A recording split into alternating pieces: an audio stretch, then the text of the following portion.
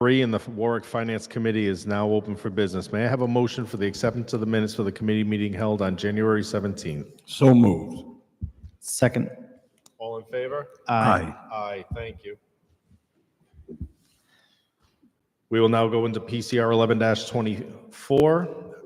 Item number 1 is bid 2024-355 Bearcat Armored Vehicle. Good evening, Major. Could you please ensure that the microphone is on?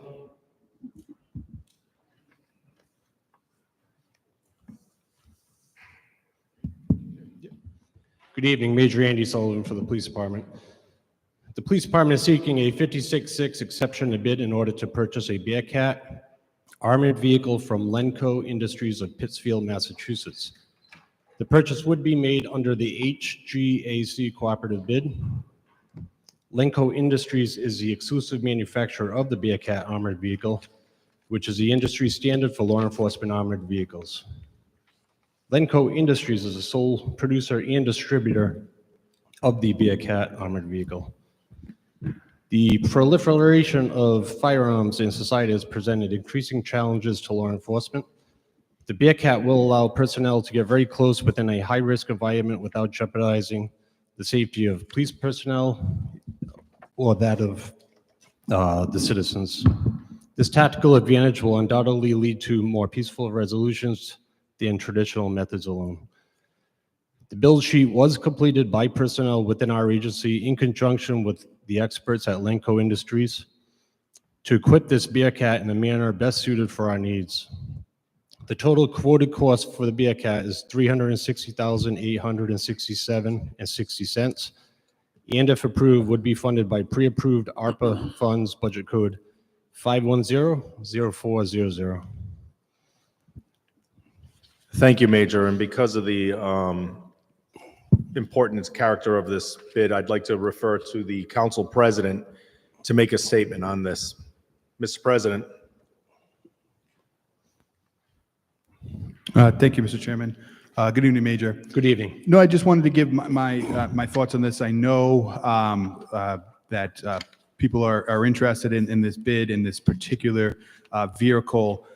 So I have spoken to the mayor about it. So I have, additional information that I think is important that we talk about when considering this bid this evening. So I believe we've had to call in the state police to use their vehicle a number of times in the past year. Yes, that's correct, sir. The most recent was in Queesit with that somewhat unprecedented situation where the homicide suspects were held up in a house in Queesit, much to the shock of everybody.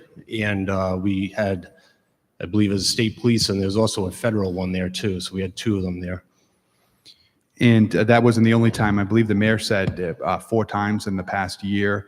And sometimes we have to wait a couple hours for the state police. The vehicle could be elsewhere. It's not, That's correct. They house it. I'm not sure where they house it, but if we need it, we'd have to put a request in, usually from colonel to colonel, and then they would notify their personnel. The personnel that would operate that vehicle would then possibly be at home or wherever they may be. They would have to then respond to where their vehicle is stored and then get the vehicle, prep it, and bring it to our location. That can be upwards of 2 hours or more possibly. And not to mention, it's not, although state police are very gracious in their mutual aid, it's not fair to them for us to keep relying on them routinely for such a use. And I think, Major, another part of this that we really need to consider is that, we have like a mental health crisis in our country, not just the city of Warwick, but in our country. And unfortunately, situations are happening in our neighborhoods where there's a lot of, issues that are going on, and sometimes guns are involved, and neighbors and family members. And this is something that it's not just an additional piece of equipment, but this is something that the way the colonel spoke to me about it and the mayor is that this is just another way we want to ensure that our police officers go home safely, that our residents of Warwick go home safely, that this just gives another layer to be able to address this, to keep everybody safe. A lot of times guns are involved in these situations. And unfortunately, nowadays, we need equipment like this. Correct, Major? That's correct. We are at an intersection or a point in time where mental health and the prevalence of firearms are both at all-time highs. That's a real bad recipe. Not to say that each instance has a element of the other, but we do often see that. Sometimes legal firearm owners have a bad day and have a momentary mental health crisis, and we're left to deal with that. I believe the statistic I read today was that the United States is 120 firearms per 100 residents in the country. So Yes. he's more than one per person for every man, child, woman in the country. There's more. That's how many firearms are out there, and more high-powered too. That's the other consideration. And you mentioned examples, that are in our neighborhoods, that these things are happening. This is also going to be paid for with the federal ARPA funds. Now, we have, as the city council and the administration, have worked to give, allotted some of these federal funds to the police department, and we are relying on you. You have the budget here. How much is that? Your priorities. We want to make sure that what you bring to us is a major priority, and that you're using a number.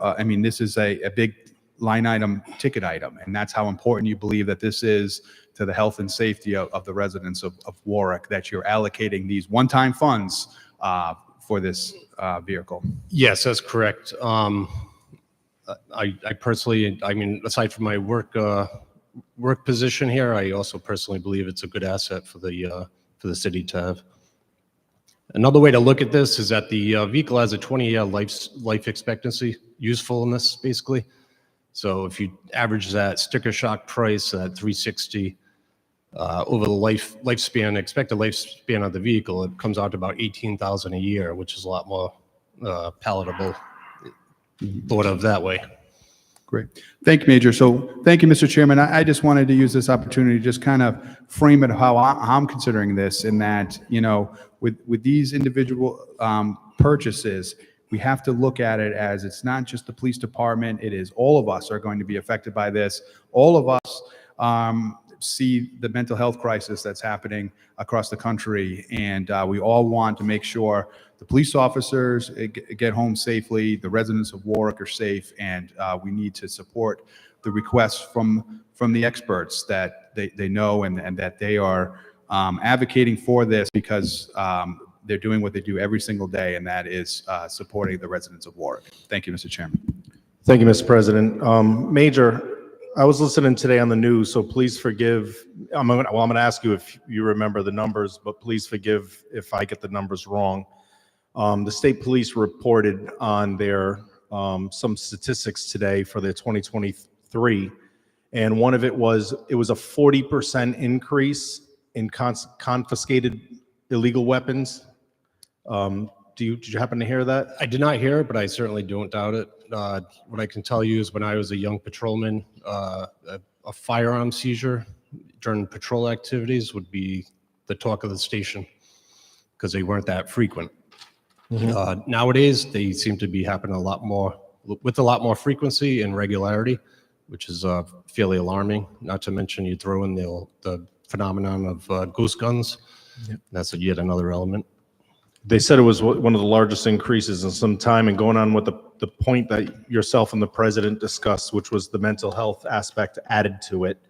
I would like to say that, upon doing this research and looking at it, I see this as, me personally, I remember watching the TV, and I'm going to take a federal level, but it's the exact same context of a local level, where when we as a country invaded another country in 2003, and we were rolling in, and every night we would hear about explosives being used on the vehicles that were rolling through. And then Secretary of Defense Rumsfeld said, well, if we armor up these vehicles, do you know how much money that will be? So we just continued sending our young men and women into Iraq and into these foreign countries without armored up vehicles. and they would come home without legs, limb, or life. I am in a position now, and I want to make this statement extremely clear, that I always thought if I found myself in a position where I could make a department, a uniform service safer, that is worth the investment. This is worth the investment. This is worth sending those who step up to protect us in our city, in this little small bubble that we live in, home to their families. No sacrifice of a life should be because we didn't want to make that investment, especially those who go through the training and to defend our community. So I will open up to any further comments or questions to members of this committee.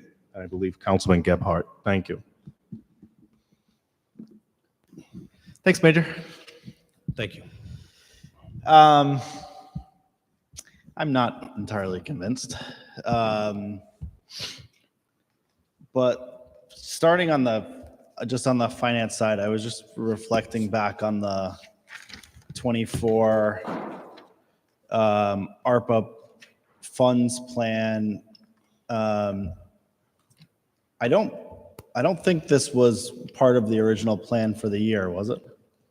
The plans did change. Some of the ARPA money was reallocated. Initially, there was an interest in a major rehabilitation to our police station. However, that far exceeded any, we weren't even within reach of that goal. So we reallocated the money to other needs that we had, that we could identify that would fall within that, what we had to authorize spending. And so does this, I'm trying to understand the priority here. I understand that the men and women in the police department end up in situations that are dangerous, of course. I read in your position paper that there's been instances where we've used this equipment over the course of the last year or two, where we've borrowed it.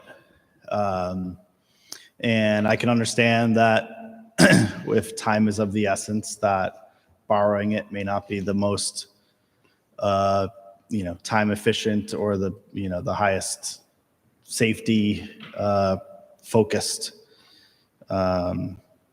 approach. So I mean, is it the position of the police leadership that this vehicle over any of the other vehicles that we've replaced or any of the other vehicles that are in the fleet, that this apparatus is the highest priority for the police department at this time? At this point, with the funding that we have, this is part of our plan for part of the $3 million that were authorized from the administration for ARPA funds. I know you've used mutual aid to get this apparatus from the state police before. Are there other municipalities surrounding us that have a similar apparatus in their fleet? To my knowledge, within Rhode Island, state police and East Province also had the benefit of the famous Google money. So that probably explains why they have one, but just those two agencies. Okay, so there's two municipalities, so Providence doesn't have one? They may, I'm not sure offhand though. Cranston? I don't believe Cranston does. Okay. Would there be other municipalities that would call on us potentially for mutual aid to use this?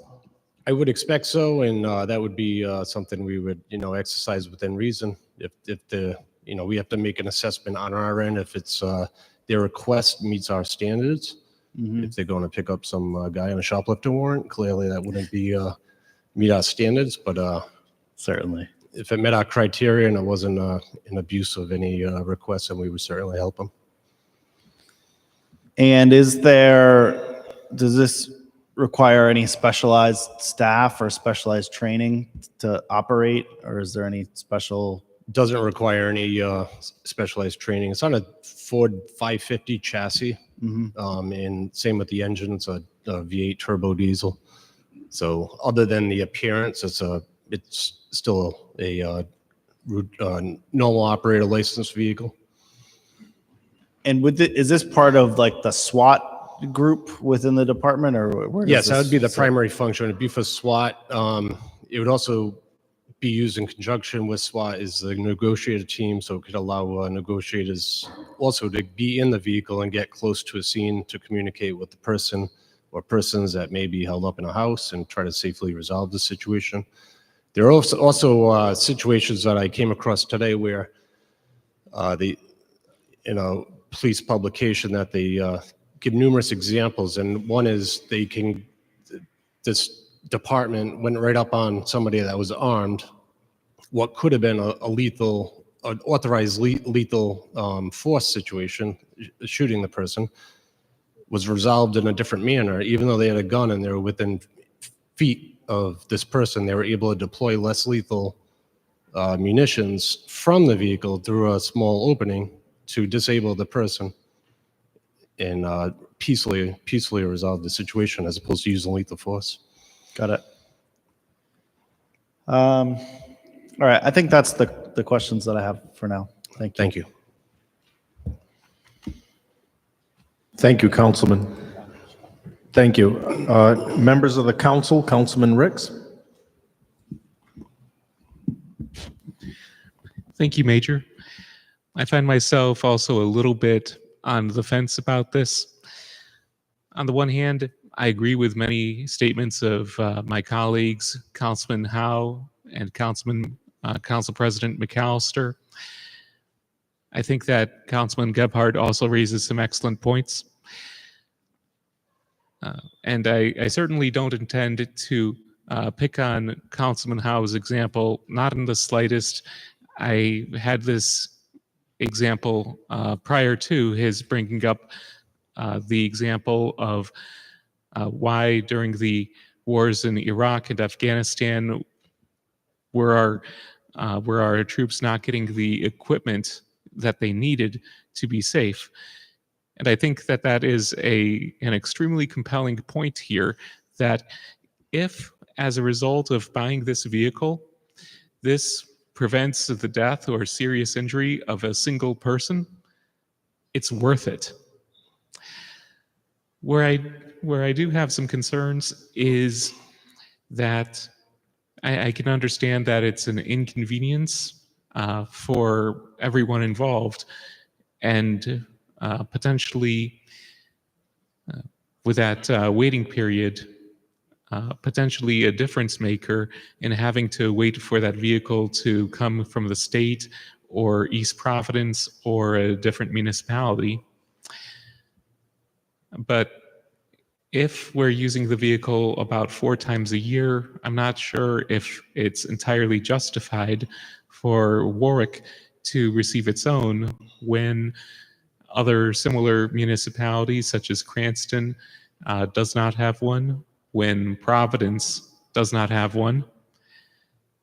On the other hand, I can see that Warwick, it may have a need for it, certainly more than a lot of the towns out there. We're a city of villages, but we are a city that hosts an international airport, after all. However, I suppose that one of my greater concerns here has to do with the we've heard a lot over the years about the militarization of the police. I have a great deal of respect for the Warwick Police Department. It is nationally accredited, has been for many years. I think that the Warwick Police, they show far greater restraint than a lot of these examples of other departments that don't give police officers the good name that they deserve. I think that the Warwick Police do a fantastic job. I think there's no question about it that the Warwick Police are some of the very best in the nation. So where it comes to the concern about militarization is that if the vehicle becomes readily available, accessible. I wouldn't want to see a situation where we go from using the vehicle on those occasions where it's absolutely, rather, going from the status quo of bringing out this kind of vehicle only when it's absolutely necessary, but then instead, because it's readily available, seeing it being called out not 4 times a year, but 4 times a month. Because when this kind of tool is available, there does tend to be, and this is simply human nature, if there's that tool available, it tends to get used more often. And I can certainly understand how this kind of tool can be used to make a dangerous situation a little bit more safe. But you see the photos of this kind of vehicle, and I could imagine a number of different circumstances where if this vehicle is brought out, then people might panic or freak out a bit more because it looks like a military vehicle is rolling down the street. So obviously there's concerns about any kind of escalation potential there in some different situations. And of course, I know that the Warwick police would be extremely careful about their use of a vehicle like this, of course. Yeah, and of course, mutual aid. There's a benefit to the other cities and towns, and we're all Rhode Islanders. At the same time, it's not exactly the kind of vehicle that would really have to be used sparingly. It's not the sort of vehicle that would exactly be appropriate for a touch-a-truck kind of a community event either. Is there any potential for getting a vehicle similar to this again through the 1033 program? So we have one sitting, I'd say rotting away, but we have an old one that was a secondhand, 2-time hand-me-down, basically through the state police who got it from the LESO 1033 military program that you're referring to. And that's we now have to work on trying to get rid of that. It's not that easy, unfortunately, and those, quite frankly, are more militaristic looking than the police law enforcement version that we're proposing. Thank you. So I suppose with voicing those concerns and voicing that I think that this is something to be used with great restraint. I have read your position paper. I think that if the police department thinks that it is reasonably necessary, that this is a wise allocation of money in order to protect police officers and the public from serious injury and death. I think that this isn't something where I could support this, but I do want to make sure to voice that caution, voice that we want to absolutely use this type of vehicle sparingly and not allow it to change the attitude, change the nature of our department. Thank you. Thank you. Thank you, Councilman. Any other questions from members of the council? Councilman Lattisaur. Thank you, Mr. Chairman. Good evening, Major. Good evening. So I hear from, several of my colleagues in their, feelings and opinion regarding this particular vehicle. I kind of share some of all of it. You and I had a discussion earlier this morning about the vehicle. And I think that you brought up some pretty important items. I know that over the past several years, we've had numerous issues in this city, several of them being at Motel 6. I think there's been a couple of issues perhaps in my ward involving firearms or people barricaded themselves. I also realize that, contrary to maybe some, that we are the second largest city in the state. We have some 20-some schools, I think it is, here in the city. And God help us if we ever have an active shooter situation. And I think that this vehicle that you're talking about could certainly make all the difference. You spoke to me today about situations where there are individuals or individual barricaded in a home, and it's a standoff issue. It's a, wait and see kind of thing. Or as you've testified earlier, we got to wait whatever time that it takes to get the state police vehicle to us. The use of this vehicle, you've pretty much, I think, expressed it well today, could make all the difference. From the time constraints to the ability to access that particular building without having police officers out there on the front line, so to speak. Even with all of this said, I'm interested in hearing from anyone here tonight, my colleagues, anyone from the public, as to what they have to say. I would say that I have received communications both in favor of and strongly opposed to, which is good, because we need to hear that. We need to hear from the folks that agree and those that disagree.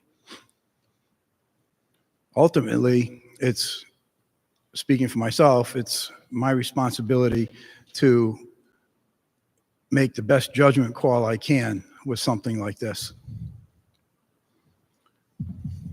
So I'm just going to listen to what the rest of my colleagues have to say with regard to this, hear from members of the public, and I'll make a decision at that point. But for right now, I hope to God we never need this vehicle. But if we do, I don't want to be sitting around waiting for it to come in. Thank you. Thank you, Councilman. Major, just one quick question. The councilman brought up a great point.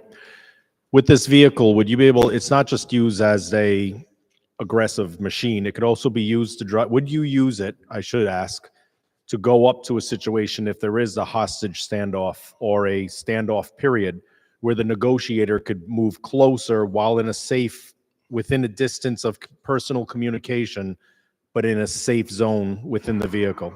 Yes, absolutely. That's correct. And another point I'd like to make is that it's as much to keep civilians safe and injury and fatality free. If there was a situation where between us and the person that is causing the issue, if there are victims in between us, we may not otherwise be able to safely rescue them until the situation is resolved. They may be bleeding out. They may, I don't want to be too graphic, but they could be in really bad shape, but we can't do anything until the scene is safe.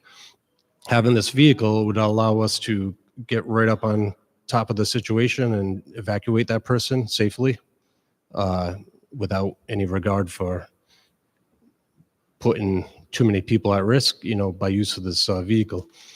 Can also rescue other people that may need to be evacuated from a neighboring house. It could be used for that. Has a 40-inch fording capability, so it could be used for natural disaster situations to help rescue people. So it has quite a wide variety of uses beyond.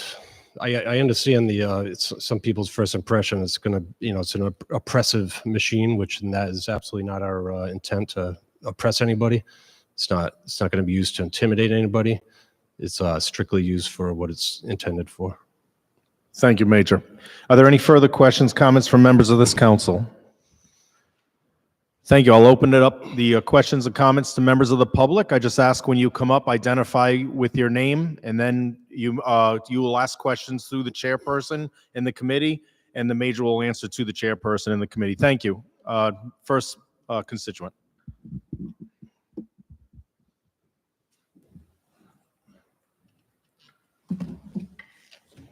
My name is Barry Cook from Namquid Drive in Warwick.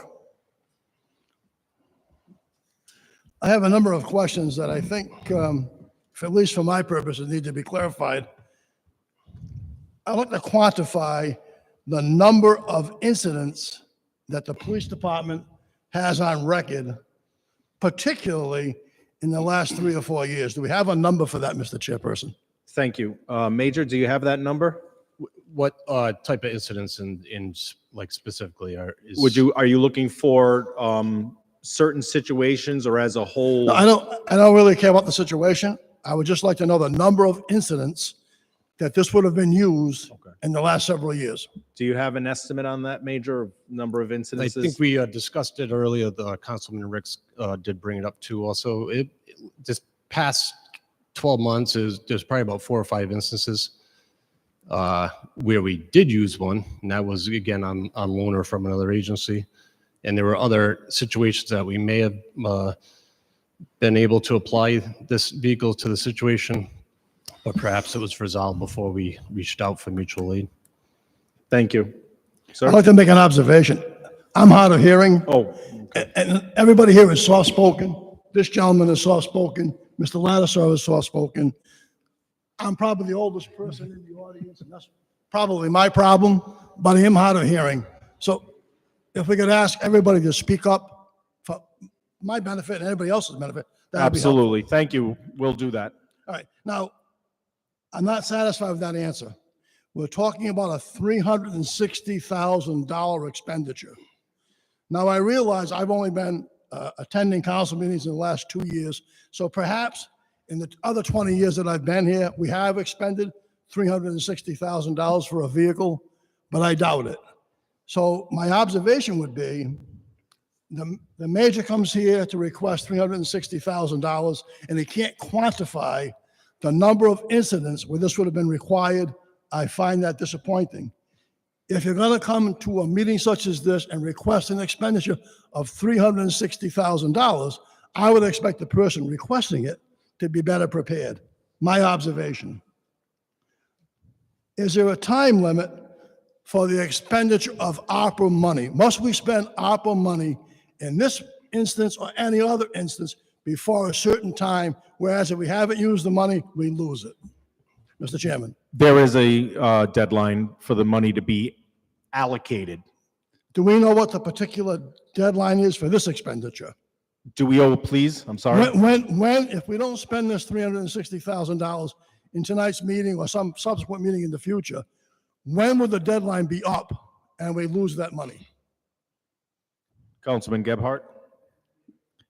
They need to be obligated by the end of this year and spent by the end of 2026. Obligated by the end of 24 Correct. and spent by when? 26. 26. Yep. So, just so I understand that. So, am I to assume then, again through the chair, that this $360,000 has been obligated as of tonight or some part in the past? What's happening is the police department is requesting this amount to be obligated to the department. We are voting to authorize it. and they're saying if it is authorized, they will spend money from ARPA to purchase this Okay. vehicle. So as of tonight, this $360,000 has not been obligated for this purpose. To this purpose, no, it has not tonight. So if we were to wait, just as an example, if we were to do some more research, come back with better answers, more quantification, rather than a lot of hyperbole, some hard numbers, we have nothing to lose by postponing this into the future. And I understand, this is the only vendor that makes it, and there's other cities and towns competing for it. All I can say about that is that's not important. In my mind, that's not important at this juncture. If we have until the end of 26 to spend this money, it would seem to me that we have almost 2 full years. If we don't authorize it and spend it in the next month or two, we have until the end of 26 to go back and acquire it. So my observation would be that I think it would be wise not to take any action tonight to obligate this money until we have more details. That's my observation. Sir, if I may? One moment, Major. Yes. I would like to, did you have any further? Oh, I have a bunch. Okay, so I would like to ratify before I turn over to the Major. You said the Major, I just, for point of clarification, you said the Major didn't come with facts and unprepared. To my satisfaction. Okay, and I want to answer that. You asked for instances, and he identified 4 in the last 12 months. That's prepared. And then you said he didn't come with any hard facts. Those are hard facts. So he came with the 12 months that we had 4 instances that justifies in his mind, or in the mind of the presentation of your question, that the expenditure can be done. So I just wanted to clarify that, because there's one thing that the Major definitely always comes as prepared. Thank you. Mr. Howe, you'd be a great defense counsel. You're always defending the people who come before us. So let me clarify my point of view, since you clarified your point of view. What I'm speaking about is, it's one thing to say there were 4 incidents. There's another thing to say there was a SWAT team incident on West Shore Road, October 23. There was an incident in Oakland Beach, July of 23. There was an incident at the Hotel Hampton Inn in September. Those are what I'm talking about. 4 numbers don't mean anything for this taxpayer's point of view. That's what I'm talking about. I'm personally not happy or satisfied to hear there were 4 incidents without detail. That's my point of view. All right, so go back to where I left off. I don't see any rush to make a major decision about this $360,000 expenditure when we have what appears to be 2 full years to come to grips with this. I'd like to ask another question.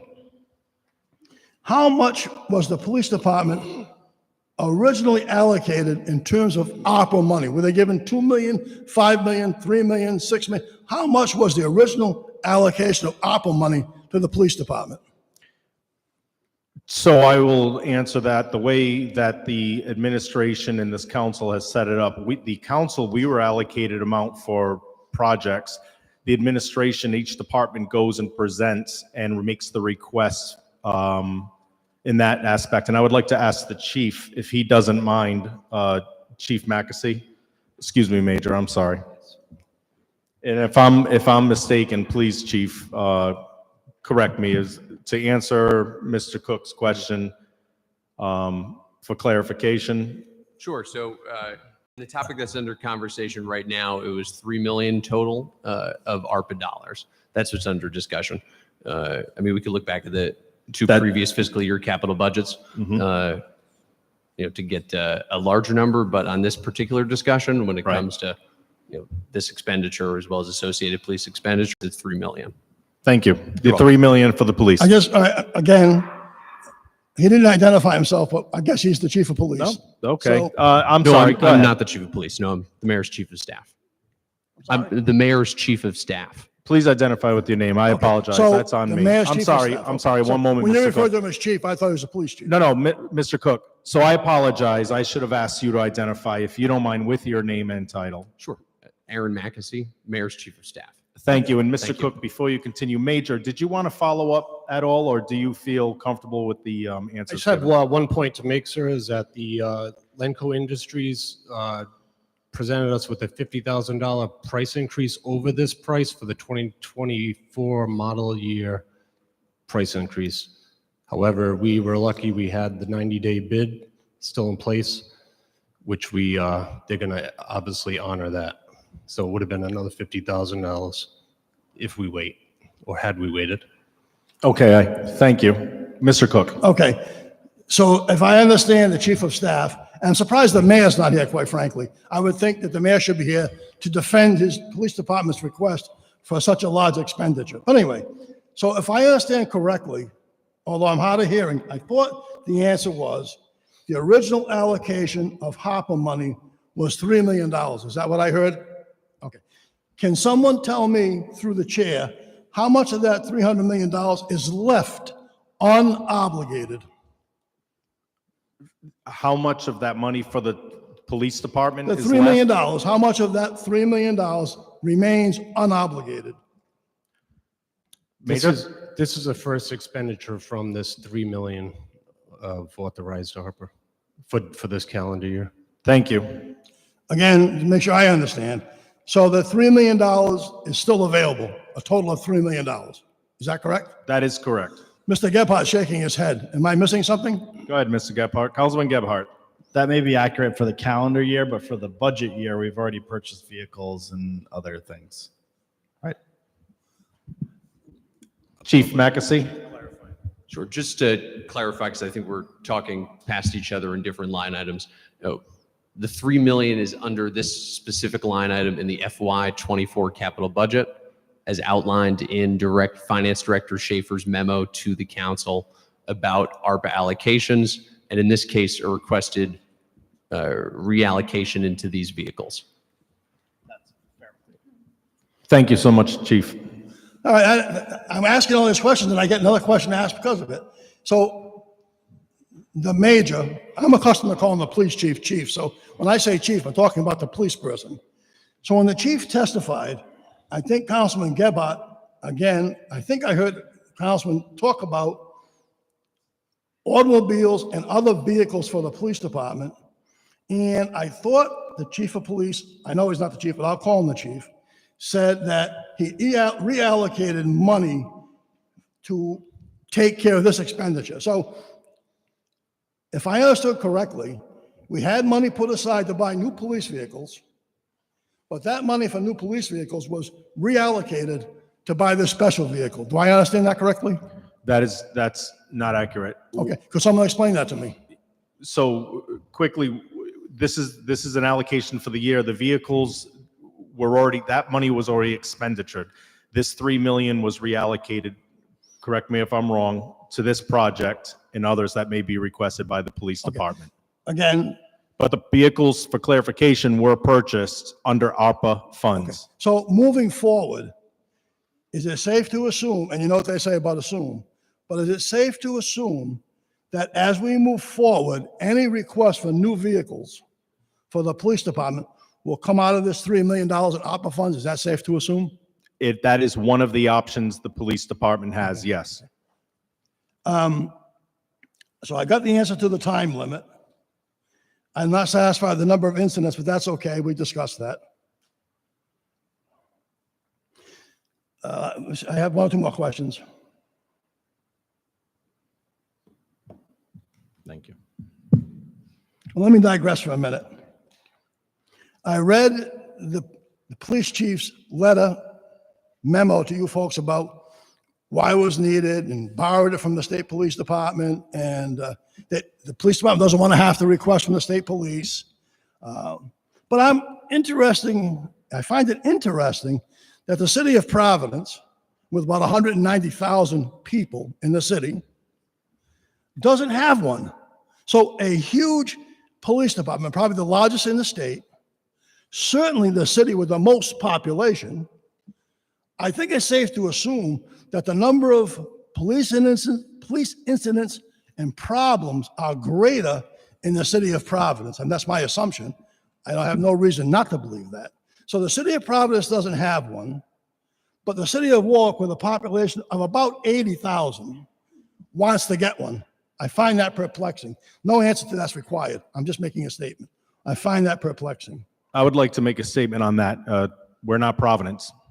Oh, I'm well aware of that. Thank you. Very well aware of that. And you're also not one of the other 34 cities and towns in the state. So if I may say, you've exceeded the 10 minutes, so there are two options. I can ask you if you want to, I can ask the committee if they wish to extend your time. What I would like to do is invite another speaker to come up, and then if we vote to extend your time, you Well, can come I'm back. almost done. Can I finish? Yeah, well, you've exceeded the 10 minutes. So can you ask the committee if I can continue?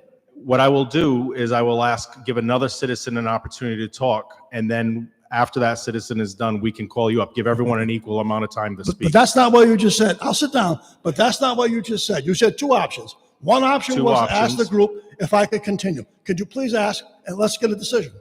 And what I said is I would like to have someone else come up to speak so that they get the equal amount of time. And as soon as all new speakers are completed speaking, I will then ask to extend your time and a recommendation by this committee. So you only gave me one option. Okay, fine. So Okay.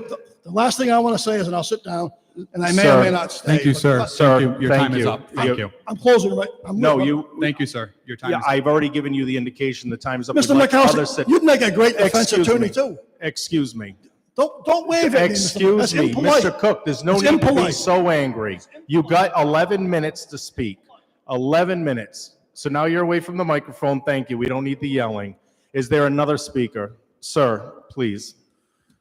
John Savaggio, 121 Central Street. I think the real issues that we're talking here is the police department needs to be prepared in issues that arise. But such issues that we're talking about here, I don't think are the standard times. I think it's like 3 minutes and 57 seconds is the national response time. I'm a little rusty, so I don't. But the responses that we got that are going to be warranted for SWAT, I would think that a game plan is going to be made in, the precinct or however which will expand the time anyway. At that point, can't we then borrow the asset from, the other neighboring towns? I understand that there would be points when we do need this asset, but is it really that feasible to get it at a minute notice when we can't just rush something like this in at a minute notice? There would be, SWAT meetings, collaborations going on. I do understand it's a big expenditure, and like the other citizen was saying, we should get the numbers on how many times not just this department utilized it, but how many times the state police been utilized by all precincts, their particular unit, to get an answer. And I don't think it depends all on this police department. We have to furnish that information from other places, is what I believe. But that's just a couple of things I was saying, that we do need something like this to get in there, but I don't think it's going to be expedited as we think, especially an asset like this in the field. If it's not going to be expedited and there's going to be collaboration, I believe then we could, possibly borrow it from a neighboring town. But how many years are left on their machinery that's left for them? Are they going to be due up, and then all of us as a community are going to be without? If that's the case, then I would say absolutely we need to move forward, and we'd be carrying some other people's slack in the town. But that's why the city of Warwick is prosperous. That's it. Thank you so much, sir. Are there any members of the public that would like to comment? Thank you, ma'am. Ian Sheridan, Ward 9. Thank you. First off, I'd like to thank the major for his excellent leadership of our police department. I have many police and fire in my family, so I truly appreciate how difficult their jobs are and how dangerous their jobs are. I would like to know if we have any idea if the state police is looking to buy another vehicle, if they see if there's any need for that. Major, I know you don't represent the state police. The question was, are you aware if the state police are interested in buying another vehicle? I do not think they have one that's only a few years old. I don't think they'd be in the market for a new one right now. Thank you. Did you hear the answer, ma'am? I did. Thank you. So that would seem to me that at the state level, where the state is responding throughout the city, not 39 cities and towns, they must think that it's they have sufficient resources to meet the demands that we have. But on a different subject, if I understood the major correctly, and what you said earlier, there was $3 million in ARPA funds allocated for the police department. This is for capital improvements. These are for equipment that's new, different, outside of the range. So if we are taking this $360,000 from these ARPA funds, what have we replaced that purchase with?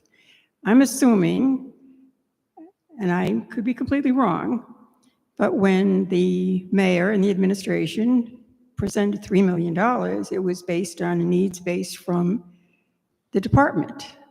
I would hate to believe that somebody threw out a number wildly saying, okay, we're going to give you $3 million, we're going to give somebody else $1 million. I understand budgeting from way back in a different administration, but we always had to present a detailed plan of what we intended to buy. So I'm concerned that there might be something that could be generally better for use rather than something that's singularly used. So what was replaced? What did we set aside to plan for this piece of equipment? Major, the question was anything replaced or what was replaced? If so, to purchase this equipment from the plan that the police have? Nothing was replaced or displaced by this purchase. Thank you. So the administration just gave the department $3 million to spend as they chose with no plan as to what they were thinking about buying. That's what we're basically saying. I think the concern would come in, respectfully, Ms. Sheridan, is that you're saying that without a plan, I think the police are putting forward the actions, experiences, and the trends that we've been watching with the purchase of this vehicle. So to say without planning, but I will refer to the major. Did you hear the statement, and do you have a response? Yes, I can assure you, Colonel has planned with the administration here in Warwick about their plans and expectations and how that $3 million will be used. So when I come here tonight, it's not a surprise to the council. It's not a surprise to the administration. Everybody has an idea prior to what we're going to be doing. Okay, so then when the colonel presented this request for $3 million. Oh, I'm sorry, Ms. Sheridan, I can't hear I'm you. What was sorry. that? So when the colonel proposed his plan of a $3 million expenditure and a request for these ARPA funds, he outlined some plan of what he thought they would be buying. Yes, that sounds about accurate. Correct, Major? Yes. Thank you. We're not So here. that would mean something had to be taken out of the mix, or there was a safety valve of maybe $500,000 out of the $303 million that was set aside for other miscellaneous wants and needs. One moment, Ms. Sheridan. Chief, please identify, and then you may answer the question on behalf of the administration. Sure. Aaron Mackesy, Mayor's Chief of Staff. I just want to provide a clarification based on, as I mentioned earlier, a memo from Finance Director Schaefer to members of the Finance Committee and members of the Council about this $3 million line item allocation from the FY24 capital budget. As it lays out, $3 million was allocated in the budget for facilities maintenance, building upgrades at Warwick Police Department headquarters. After discussions with an outside consultant, Colonel Connor felt confident that the number for the building renovations was significantly higher, and that this money could be better used to renovate specific portions of the Warwick Police Department headquarters, while also utilizing those funds in different areas, such as the one that Major Sullivan is presenting tonight. So it's not as if a project isn't getting done that would have otherwise gotten done. It was looking realistically at the budget in the middle of the fiscal year, as well as what the cost would be to do a full total renovation, and saying we can more expeditiously use those funds to benefit both the police department and the public. Thank you. Thank you. I understand that. So again, What the chief of staff is saying is that there was an original $3 million that included a complete fix to the police station. So now that's been set aside for a future time. Chief? Pardon me, no, there are renovation projects that will still be ongoing and will still occur. But the $3 million was saying this is how much we think at this time we can allocate of the available funds to a potential renovation. I get it. I get it. It's whether you choose to spend it today or tomorrow. I mean, it's the same money and you're, thank you. Thank you. Thank you. Are there any other members of the public that would like to speak on this topic? Are there any further? Please. So I would like to know. If you don't mind, please, Oh, I'm ma'am. so sorry. No, that's Forgive okay. me. Please identify. Mary Brennan, 175 Aldrich. Thank you. Major Sullivan. Thank you for the research that you've done, and also, you know, I appreciate your desire to protect the public in particular, and our police force that we do have a lot of respect for. But I do know that with the purchase of any unusual and highly specialized equipment, there is maintenance and perhaps specialized personnel in order to operate the vehicle and fix the vehicle. Are there numbers in place, and can it be used, can the ARPA funds be used for the continued use and maintenance and operation of that vehicle? Major, the question was, can the ARPA funds be used for future maintenance and use of the vehicle? Probably not, based on the, as explained before, the ARPA funds have to be encumbered by the December 31st of 2024.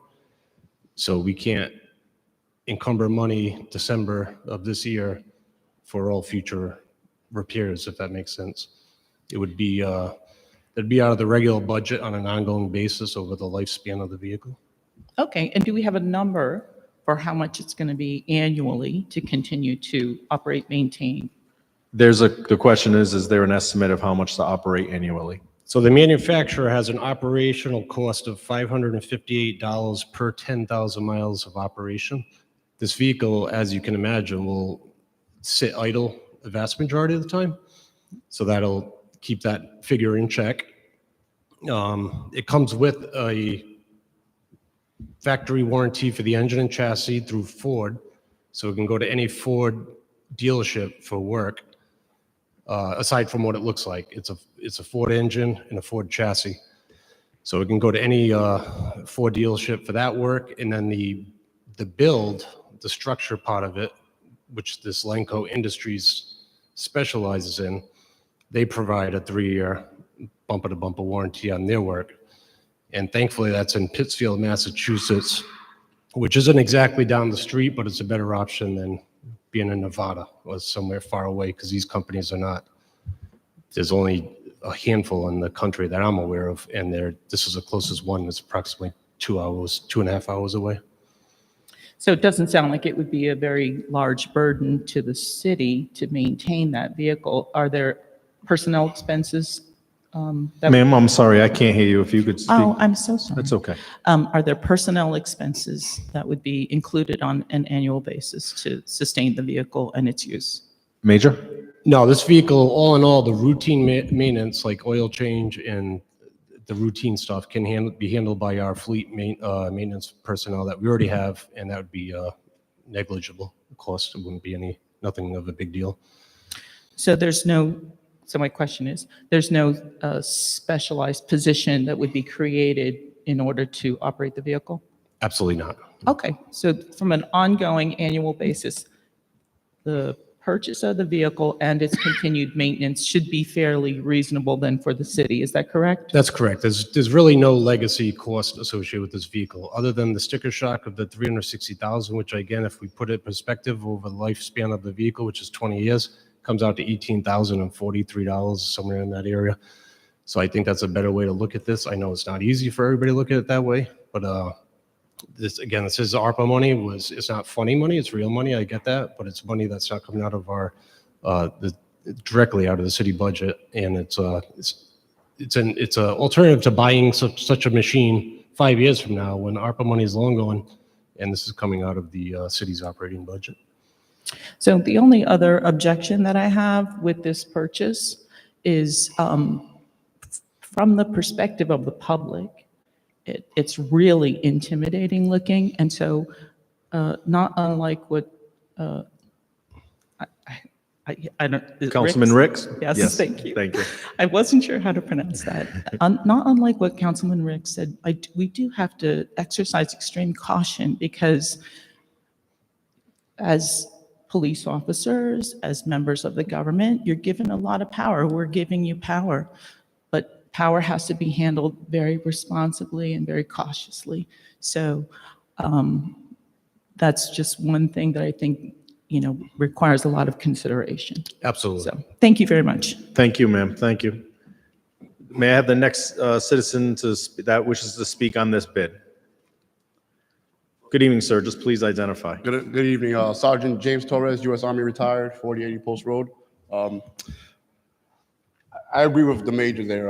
We host like an international airport here, and like we have to have like a response if something does happen. Like I said, I'm retired Army, and I've done QRF work and stuff like that, and quick responses. You have to have that. And I know some people might say it looks intimidating, but bad guys, they're not scared of like flowers and stuff like that, So I didn't know if it's possible to have like the airport support this as well, because it would be like responsive to them too, So what else? And I don't know about the Ford. Would they cover it down if it's modified aftermarketed? Excuse me, Sergeant, if you don't mind, could you just speak into Roger. the microphone and all questions come to the chair? Roger. Thank you. I'm wondering if Ford will still cover down on their warranty if it's aftermarket modified from another company. Thank you. Major? Yes, these are covered by the Ford authorized dealers that they will do the work on the engine and the chassis. Thank you. And then also, I don't know if it's possible because I know it's in East Greenwich, but we have Camp Fogarty over here too. We have a lot of guys that work over there on vehicles like such as this. So I don't know if that'd be a possibility as well. So Thank you. That's all I have. Thank you. Thank you Have a great so night. God much. bless. You too. Thank you. Are there any other citizens that wish to speak on this bid? Sir? Thank you. Oh, I didn't. Good evening. Just identify into the microphone and speak into the microphone. Yes, my name is Taylor. I live in Ottawa Avenue. I'm sorry. Could you say that again, please? Taylor, Ottawa Avenue. Thank you. Yes. I don't quite understand the urgency of this purchase. You've said that there are 4 to 5 incidents a year that would have this sort of response be appropriate. And 4 to 5 times a year, we've managed to get this vehicle from another location. You've said yourself that this would be sitting idle most of the time. Having 2 vehicles that are sitting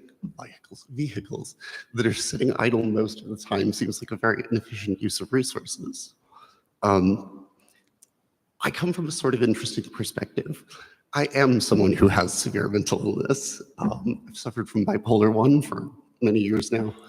I am medicated. I love my meds. They make the screaming stop. I'm much more normal. I have no intention of going off of them. But the times that I have experienced psychosis, you're scared. You're not really sure what's going on. Everything is very confusing. And being in a situation where sort of the first response is, hey, here's this heavily armored sort of, you mentioned the militarization of the police, kind of military vehicle, would be terrifying. And the purpose of this purchase is not sort of a new capability. It's to speed up the arrival of the capability by some amount of time. And that amount of time feels like it would be, as someone who has been kind of in that situation on the other side, that amount of time feels like it would be spent well in a traditional police kind of response. You don't have to go in and engage. You can sort of stay back. But the incremental benefit does not feel worth $360,000 to me. That's more than the cost of my house.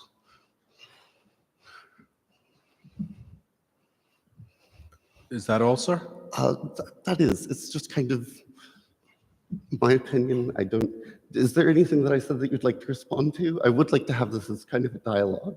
So Major, the resident would like to know if you have any response to anything that was said. No, sir. Sir, our intention is not to oppress anybody, intimidate anybody. That's not what this vehicle's for. We're not going to be using it for to respond to somebody that's looking for some help getting some mental health treatment, you know. I am not a bad guy. And I think that as kind of most people, I think, are good people. You'll have some people who've got, some crazy things going on, but if it's one of those things where the person who is going to be approached with this is having mental health problems, not sort of an airport-related terrorist, which sounded like a related concern, then I don't think that this vehicle is an appropriate use of funds for Warwick. Thank you very much. Thank you, sir. Ma'am, I apologize. Just please identify into the microphone. Nancy Cornish, 445 Narragansett Bay Avenue in Warwick. Thank you. I empathize greatly with the person who just spoke. I actually was going to bring up the same topic.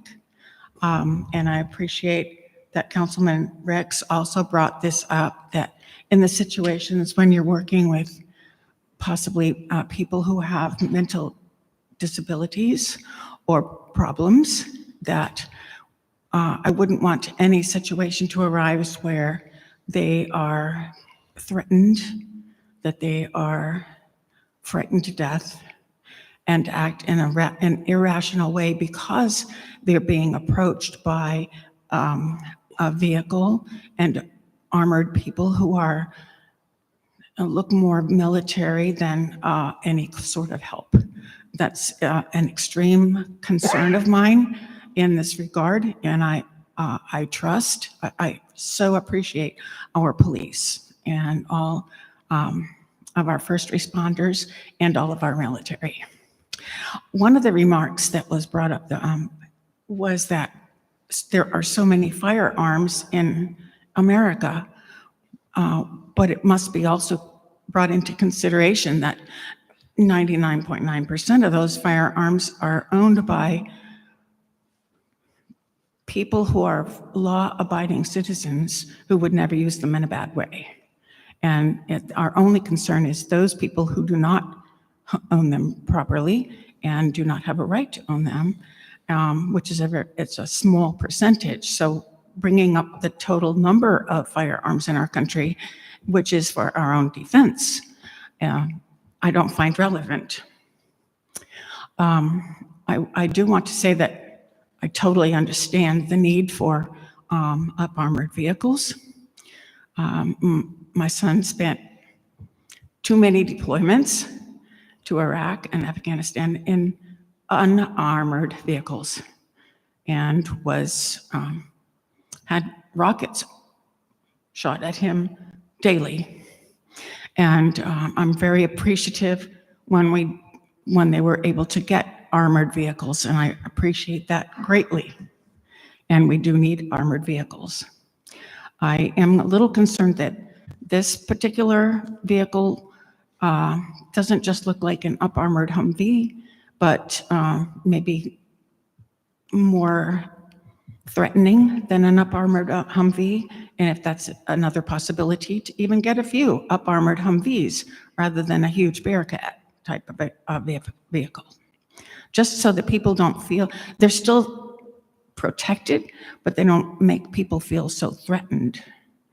That worries me, that people would feel threatened. I do want to say, I have a word from a 26-year Marine veteran, if I may read that. He supports the SWAT in all of their jobs, and he did have to go through years of not being armored and has suffered from injuries from that, severe. He says, crime is getting worse. They probably only got it 4 times last year, but could have used it many more times than that in situations that really could have used it. On the other hand, with their own equipment, they can train with the gear they use and set it up the way they prefer, as opposed to borrowing a setup from another city.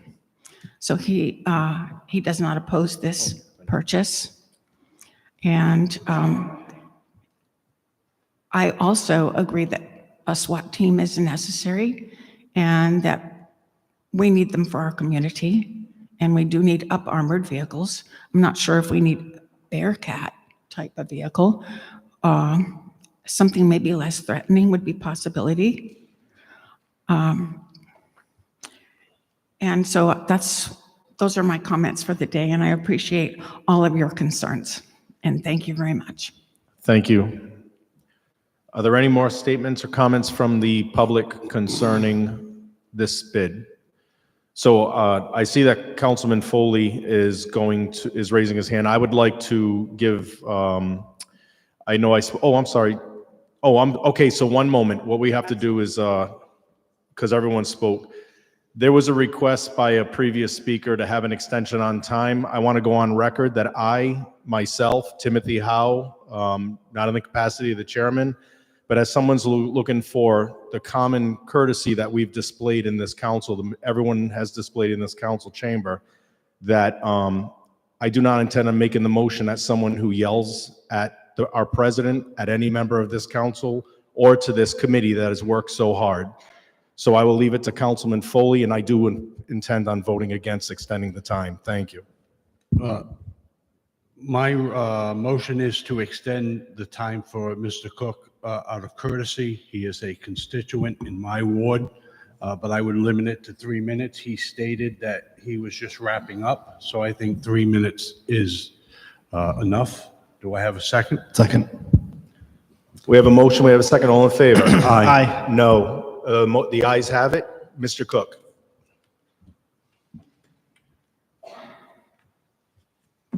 Thank you, Councilman Foley.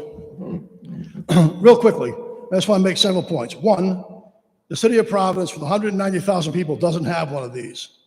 Mr. Howell is correct. Warwick is not Providence, nor is Warwick the other 34 cities and towns who don't have one. One. Two, we're rushing forward to spend money because it's ARPA money, which I guess people think is not tax money, but it is taxpayer money just from the federal government. If we have until the end of '24 to obligate this money, I don't think a $50,000 price increase should force you people to make a decision now. If it's a $50,000 price increase, deal with it then. 2. 3, it seems to me, just my opinion, a humble taxpayer, this is a solution seeking a problem. Based on what I've heard tonight, what I've read in the paper, and several of my neighbors are state police people who I've spoken with, it doesn't appear to me that we have a pressing need to vote to obligate this money tonight. So my suggestion would be, since we have until the end of '24, to make this decision, I strongly suggest that this matter be tabled tonight, much like you did with the expenditure for $38,000 for equipment for the harbor master. If it was important enough to postpone a decision on $38,000 equipment for the harbor master, it should be important enough for you folks to postpone a decision on this tonight. I'm done. Thank you for your time. And Mr. Foley, thank you again for allowing me the opportunity. Thank you. Ma'am, you still have time remaining on your statement. Thank you. So my question is to Major Sullivan. And if you don't mind. Mary Brennan. Thank you. 175 Aldrich. Thank you. My question is, because it's such an extreme kind of vehicle and it's very highly specialized, is there a written protocol in place that would justify its use so that, unlike the many occurrences that have happened across the United States today, innocent people aren't treated in such extreme measures? For instance, as an example, it seems to me that if there is a situation in which, we know that there are firearms being used, then of course the vehicle is understandably needed depending on the situation. However, for individuals who, there's no other previous record, I would expect that that vehicle wouldn't be used for that kind of situation. And so is there a written protocol in place to justify the use of that vehicle so that we are not threatening citizens or making them feel intimidated? Major, the question was, is there a protocol in place for the use of that vehicle in a situation? I assure you there'll be protocol in place that it's not going to be up to an individual officer to just jump in and take it out on the road. They're going to have to go through the chain as high up, or probably starting at the operations major, my counterpart, to get approval. So my next question then is, why isn't something like that already in place that then justifies its purchase? Major, the question is, why isn't something that justifies this purchase? I'm unclear on what you mean. Why So- isn't there a protocol in place, ma'am? Correct. Well, we've never had a vehicle like this before, Major? No, that's correct. We've never had, well, we had one many, many years ago that we, secondhand inheritance from the state police. It was an old military surplus vehicle that we got very little, to my recollection, it was very early in my career, we got very little usefulness out of that. And then it's sat because it was worn out. And I don't think there was any formal protocol at that time, to my knowledge. But again, it's a vehicle that's going to be used by a SWAT team for SWAT emergencies that meet the level to warrant its presence. It's not going to be used for routine events. Okay, so within the context of the information that we received tonight, there have been 4 instances in which we've needed the vehicle and borrowed it, correct? 4 or 5 that we've actually used it, yes. And then- Okay, and then I wasn't clear on how many times you would have, should have, could have used the vehicle had it been available. And so when you make that analysis of what the situation is and how much it would have to escalate before you would use it, how many times would you say that it would be in use last year, for instance? So you're asking him to go back, for clarification, ma'am, you're asking him to go back to last year and kind of give you a personal guesstimate of how many times that vehicle would have been used Right, a yesterday? situation that warrants, because of the way it escalated, the use of that vehicle. Major, you can answer that question, but I want to go on record as saying that I do understand you are going to give it your best guess, and you will not, that you're not under oath or anything as such. Yes, estimations is what I can give you. So maybe another half dozen times. So in addition to an emergency where we have somebody held up in their house with a firearm threatening themselves or others, we may have a search warrant for a drug house that we have intel. We'll do intel, a workup sheet. We call it it's just a formula that we developed that sees what the house is about, who the people who live there, what they're about, what we know about them or don't know about them. And then, at a certain level, it might mandate a higher response, which would introduce the vehicle. Okay, thank you. Thank you, ma'am. Thank you, Major. Thank you. At this time, we've concluded all comments and questions from the members of this committee, the council. Oh, I apologize. Mrs. Aram, please. Thank you, Mr. President. Thank you. I don't think you could see me. For the record, Michael Zarum, President Ward 2. I didn't plan on speaking or commenting on this issue, but after listening to everybody, I just had a couple of questions that I would hope the committee would consider before making a decision. I agree with the former speaker in that I'd like to get a definitive answer on how many times in the last 10 years a vehicle like this would have been used in the city of Warwick, and what those situations were, what the specific instances were. The next question is, with a vehicle like this, I understand its purpose, I understand its need, but would, given the demand and the probability for daily use compared to a regular police cruiser, to a larger event that would require a vehicle like this, I guess my question is, would it be more appropriate that a vehicle like this be in a fleet with the Rhode Island State Police, who would be able to get here. They were also very responsive, just like the Warwick Police. And I think that question should be answered. Should a vehicle like this or a fleet of vehicles like this be more appropriately maintained by the Rhode Island State Police, where it can be dispatched, not just to Warwick, but any place in the state? And I do remember a couple of years ago, when the Warwick Police maintained vigilance, people thought there may be riots here and everything else, and a lot of roads were blocked off. And there was a joint effort between the Warwick Police, the State Police, and also the National Guard. So I just wonder, with a vehicle like this and its cost and the utilization rate, is it more appropriate that a vehicle like this be maintained by the Rhode Island State Police or the Rhode Island National Guard? Thank you. Thank you, Mr. Deserve. Are there any further? You'll be safe than sorry. Thank you. May I have a recommendation from this committee? I move favorable action. I'll second. All in favor? Aye. Aye. Thank you.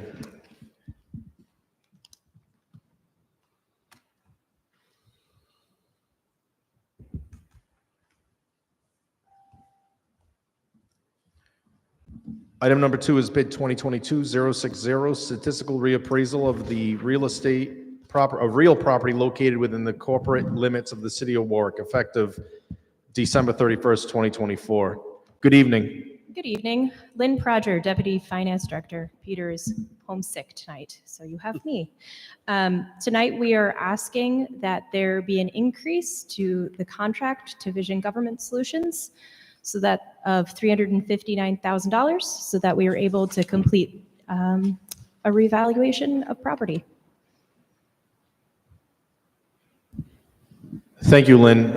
This, among many others that I did follow up on, many other bids within coming before this committee, this is one that was very confusing, and I'm going to ask you to go on record with clarification. Where within the letter, the body of the letter, it states that the city would be able to reduce this by $37,000 to $322,000. But then it says, in the event city personnel, for whatever reason, are not able to fully complete this transaction. So you're asking for an amount with the possibility of doing an additional job. Could you just go further into that, please? Yeah, we're looking for the 359 with the plan to go to 322. This contract does extend across a couple of fiscal years. There have been some reallocations of duties over in the assessor's department. A lot of this also has to do with, people staying in their positions and all of that. There's also a lot of room to utilize technology better. So there's a little bit of wiggle room that we'd like to keep in there so that we could do better with technology use through this contract. So what would be the plan if we approve the full amount and the city ends up going through with the cost savings? Would that be something that would have to be applied to a following year, or would that It would just disappear. It would disappear? If it is not done for this work, it will go to the bottom line. And it depends on how we budget for this in future years. Understood. And would there be any harm in your eyes that if the city, or any objections, I'll use that word as well, if we amended this to authorize the 322,000, and then if the city cannot follow through with the contract, you come before the council again to increase, with the understanding that the intent was to save the 22,000? That is a real possibility. You by all means could do that. In doing that, it will take any kind of wiggle room out of that possibility between using the technology and the staffing that we have to be able to do that. So you're saying, because, if I'm understanding this correctly, you're saying because this is within your department and because of the restructuring, if you will, or the restructuring of duties, you're not 100% sure that your department can fulfill the ambition of saving that money, or whatever it may be.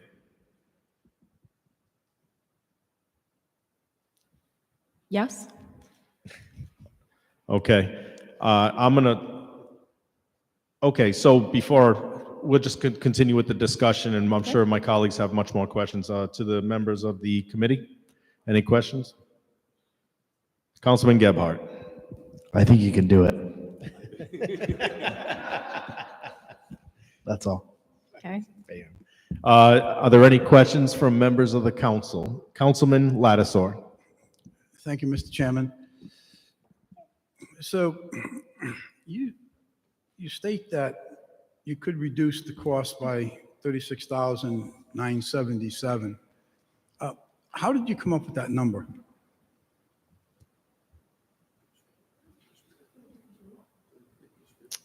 That was the 322 is the cost of the previous reval. I'm sorry? It was the previous reval, right? It was from the statistical reval. That was the cost in a previous year. So when you speak to being able to reduce the costs on this by using our in-house staff, that number that is mentioned, did that include healthcare and pension costs and FICA and TDI and workers' comp? Or was that strictly the salary cost? Salary. So it's fair to say we can add a strong 45+% to that salary number to come up with a real cost. Because obviously the taxpayers are paying for all of those fringe benefits.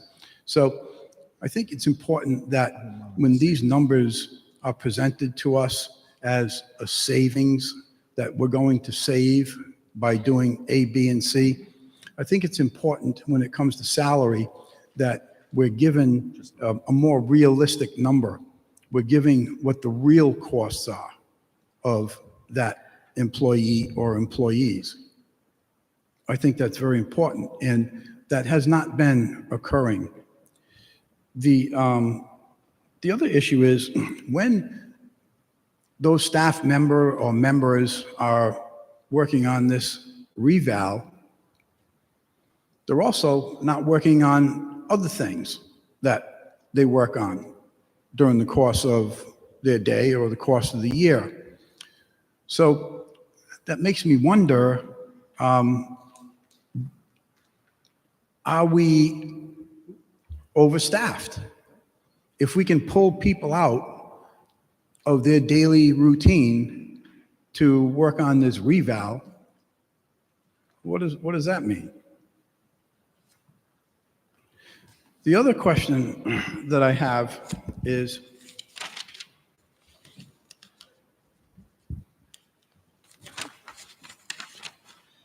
on the amendment number 1, which has been approved and signed for by Director Schaefer, in here it says in item 3, it says there is additional compensation of $69,000 for this addendum, bringing his number that he signed for to $358,000.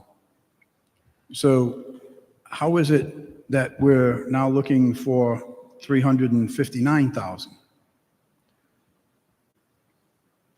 There was 322 for the contract. And as you are aware, we delayed a revaluation. So there was an additional amount in that component to complete that year. That is, I think, with the addendum 1 you're looking at. I think that was the year that the reval was pushed off. What I'm referring to is a document that I have from Director Schaefer. It's an amendment which was entered into on the 3rd day of February 2023, and it's calling for a total of $358,000 versus the $359,000 that you're currently asking for.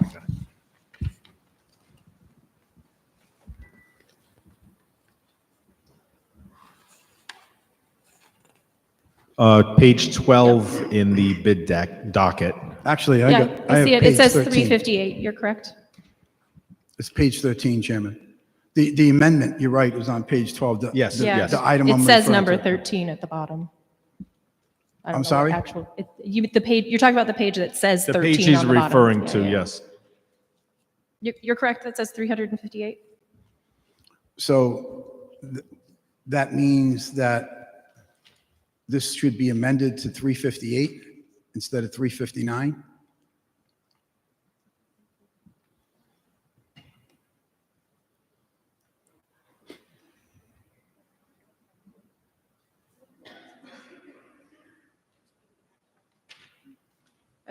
The amount that Vision has given for this is 359. I know that's what we've been given. Yeah. So But the director This is signed an, this for is an old 358. addendum. I'm sorry? This is an old addendum. This is not for tonight, right? This is from This April is of from- 23. Yeah, well, I don't see any other addendum. So what changed between the time this addendum was signed and approved by Director Schaefer and what we're looking at today? Councilman, if you look at the top, this addendum is from 3rd of February, 2023. I know, put I it just in as, said that. oh, okay. Oh, I didn't hear you say 2023. Yeah. They put it as evidence. Another updated is the letter from Director Schaefer on bid 2022 was the memo upon myself looking into this that I requested further information. And that further explains it. So the correct amount is 359. I understand what you're saying here. Well, so the corrected number, corrected by whom? Who corrected the number and when did it get corrected? That's what I'm asking. I don't see anything direct. And by the way, Mr. Chair, I know that this was sent to us. I don't believe it was sent to us by you, but it says here, Dear Councilman Howe, in response to your questions on the reevaluation contract, that's here in our document, but what I don't have is your questions. And I'm curious as to why, again, not coming from you, but from whoever, in this case, it was Mr. Schaefer, why the questions you had asked were not included with this so that we could also see what are those questions and have a better understanding of the numbers.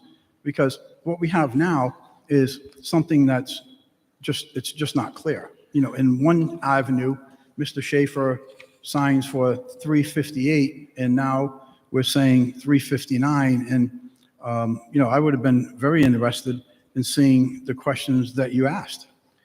Well, like the 358 is from 2023. The request is for 359. I can give you the comments that are in this document address the questions that I had.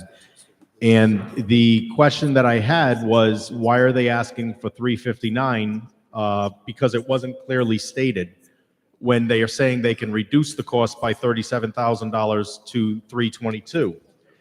And the other part was, if you look at the sentence on that first paragraph, second sentence, there is some risk on this as we move forward. So the contract also includes cost factors for the contractor in the event city personnel, for whatever reason, are not able to fully complete the transition. That is one of the questions that I had. And I did that. I asked the questions because I felt as a council person, but also as the chairperson, the explanation wasn't clear enough. So I asked the questions doing my due diligence for the citizens of Warwick. And as any other council member on this council is welcome to ask questions. Upon reviewing this, I asked the questions, and then once this happened and I got the response, I requested, as she did, and she worked very hard this week, I asked the council liaison to go ahead and forward it to the members of the council and or put it in the packet. Mr. Chair, I think that your questions were appropriate, and I think you were good. Oh, thank you. What I'm saying is, and I don't mean that sarcastically, my point is that this is information that should be disseminated to us. When they're providing us a document or documents in our package saying, okay, so Councilman whatever ask these questions and just, give us a rendition of what their opinions are, what their answers are to those questions, with us not knowing the questions, it's not productive. But let me get to the point. The point is, with the difference between what was signed for by Mr. Schaefer and what we have now is in addendum number 1 cost, which that addendum goes back to, well, it was signed by Mayor Picozzi on July 20th, 22. That addendum was for $70,000. What is in the document that we have, it says $69,000. There's a $1,000 difference there. What the council approved was 69. What is in the paper that we have in our binder is 69.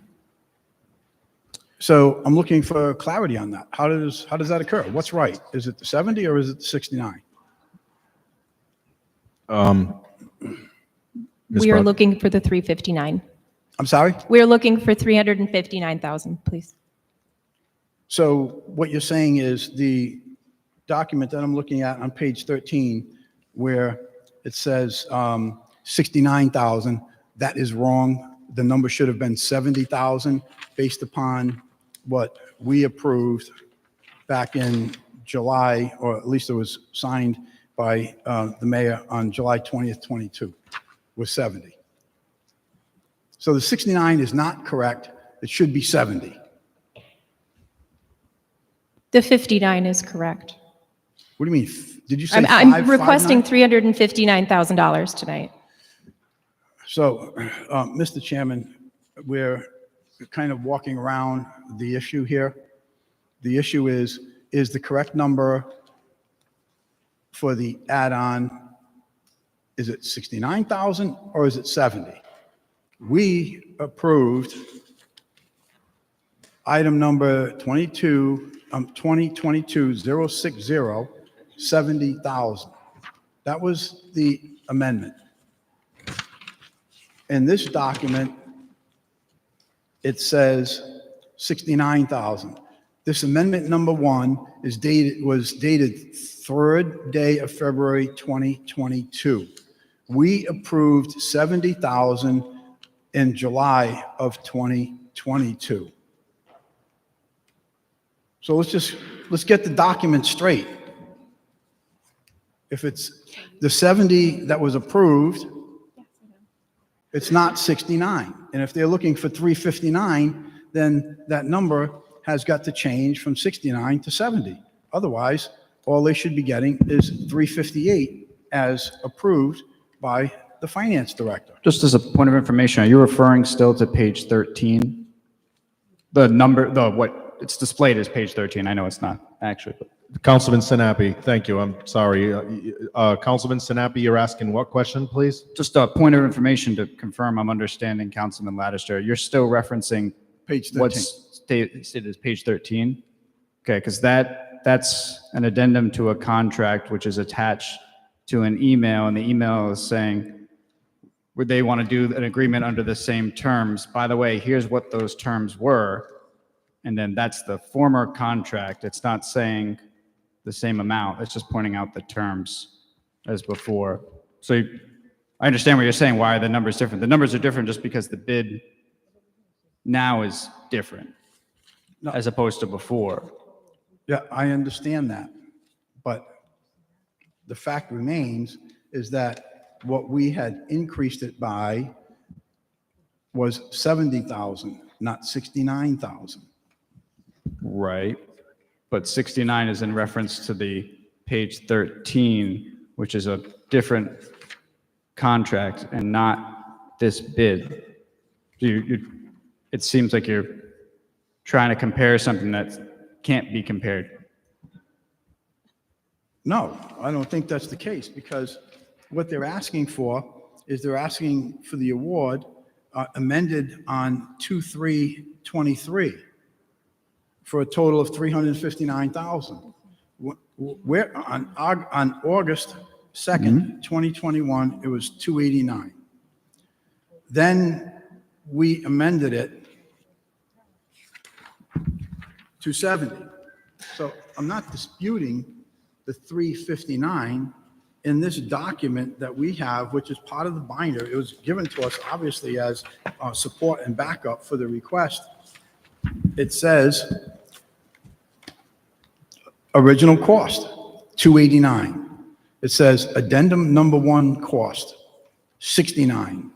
Total, 358. My point is the 69 isn't the number. The 69, the number is 70. So your point is either page 10 has a typo or page 13 does, pretty much. Either the 70 is an error or the 69 is an error. No, the 70 is not an error because that is, I'll show it to you right here. There's the 70. It says on page 16. And that was signed by the mayor on July 20th, 2022. It looks to me like the council approved $70,000 increase. And when it was sent to Vision Government, they put 69, which Peter signed, which means we expended $1,000 less than approved. And that's what it looks like. Which means, yeah, which means is it was signed and approved for the wrong amount. It was approved for 70, not 69. So if I remember, well, we approved the council, what you're saying for clarification, what you're saying is the council approved 70. You were invoiced 69, which is what was expended. Yep. So therefore, it was 1,000, but the council approved 70. Correct. And they expended 69 because that's what they were invoiced. So you're looking for now, you're looking for 359, which is 1,000 more, right? For the next contract, yes, with the possibility, and this is what, if you don't mind, because not to, but this is what I'm looking to do after discussion, is to request to amend this, well, I'm sorry. So yes, they're asking for 359, but after discussion, because the indication in their letter, the second letter that was sent January 31st by Director Schaefer, saying that if we do it in-house, we can have an additional savings of 37,000, thus bringing the contract to 322, and that's what I'm prepared to request. Okay, so I guess, it's not going to be acknowledged that the document I'm looking at on February 3rd, 2023 has an error in it by $1,000. I think it was addressed though, Councilman, but go ahead, I'm sorry. In addition to that, I do not believe that it's being totally transparent to the taxpayers, Chairman, when you're saying that it's going to be reduced, the cost, it says, believes he can reduce these costs by $37,000. That is not accurate because it doesn't give you the real number. The real number includes all the additional overhead costs associated with that. So if this were being subbed out to Vision Appraisals, we wouldn't be worrying about workers' comp and TDI and FUTA and pensions and benefits, healthcare, et cetera, because that doesn't come into play. But in this case, the reduction of 37,000 isn't the real number because that 37,000 has overhead costs associated to it. So I just don't feel the number it's not a fully disclosed number. So we're talking about a contract where we're going to give the business to a company that's bidding on this job. And what the city is saying is with the personnel we already have where we voted in a separate vote for the contract and their employment and their benefits, that they're going to use those employees to try to reduce the contract costs another 37,000. So I don't see how one goes with the other when we vote separately on the employment of the employees And this is a contract having to do with evaluation. So reevaluation. So I think all the information for this contract is here. And I commend the attempt to try to add more ownership, if you will, not saying that there's not ownership, but add more emphasis within the department to get this job done without having to go to outside sources. And Councilman, may I interrupt? I'm not disputing that, the fact, of, the kudos for doing this, et cetera. I'm simply stating that if that's the case, then it should be identified. The savings is direct salary savings, does not include any associated overhead costs, et cetera, because that 37,000 is not an accurate number. This is just, from where I come from. I come from total costs, not just, okay, I'm going to buy it for 50 cents and I'm going to sell it for $1 and I made my profit of 50 cents. It's not true because you have all associated costs with it. So that's the point. All right. Do what you want with it. I just feel that in the future, that when these type of things are being done, which is wonderful, it's great, then either stipulate that this is strictly the salary item. The savings is strictly a salary item because those other associated costs are not being factored into this. That's all. And whenever I hired a contractor or anyone to do work, they never told me how much they were getting paid. It was a bill. They quoted me a price, and I agreed with that price and I hired them. It was a bill, and if I could do some stuff to reduce the cost, I would. You had a follow-up? Yeah, sorry to interrupt. You're concerned about some step increases that happened in the assessor's department. Yes, that number does not include benefits, but it's a step increase. It's an increase in base pay, which is not. We've already addressed that. So we're speaking on the contract right now. So Right. we've already addressed that. Thank you. We're done with this. We're talking about the contract. The salaries are a separate issue, and we're talking about this bid. So we're talking about awarding a bid to an outside company, correct? And the possibility of the city absorbing some of the responsibility of what the bid is, what the contract is calling for, correct? Correct. Which has nothing to do with, we're using the personnel we already have, correct? Correct. Then But we're done. Thank you. Are there any other questions from members of the council? Are there questions from members of the public? Thank you.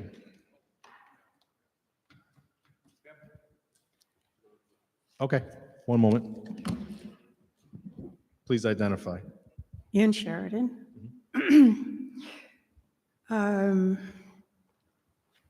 With revaluation companies. With regard, I'm sorry. With revaluation companies, and I've had experience with these in the past, normally what's done is that the contractor is paid for work as it progresses through the contract term. So while you may bid out an X number of dollars, if the assessor's office can realign some work within the house, he may be able to do work that the contractor is not doing, so he would save money from the contract. It's not that he's saving salaries, he's just realigning his own staff in-house and not paying the contractor on the other side. This revaluation was supposed to have been enacted for December 31st, 2022 for fiscal year 23. And it was postponed, so it's now going to be December 2024, effective for the 25 year. Going back to the paperwork that's submitted, I too was very confused about what anybody was saying. And I think the thing that confused me the most was the effective date of the assessments. Now, the paperwork that was attached said that the market value would be December 22. So are we saying that when we issue valuations for December 2024, fiscal year 25, that the valuation is going to be market value as of 2022 and not something more current? This is through December 24, this contract. I understand what the contract, I understand the contract, but the paperwork that was shown specifies that the assessment dates are going to be something different. So what is going to be the market valuation date? December 24. Which is the end of this year? Yes. Okay. And where do you see that? Where is it going to be in any contract? Where do you see it? So if I may ask, Ms. Sheridan, if you wouldn't mind just speaking I'm into the sorry. microphone. No, that's fine. Thank you. I'm sorry, we forget to do that. It's difficult when you're talking to someone. I realize that. I get it. Yep.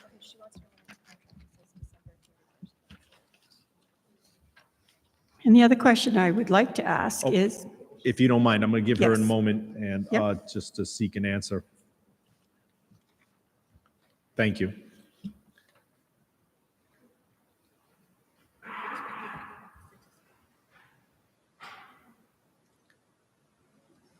So we don't have a contract yet. We're asking for the approval tonight. If you read in Director Schaefer's letter, it does cite December 24 in it. And with approval of the purchase, then we would sign the contract.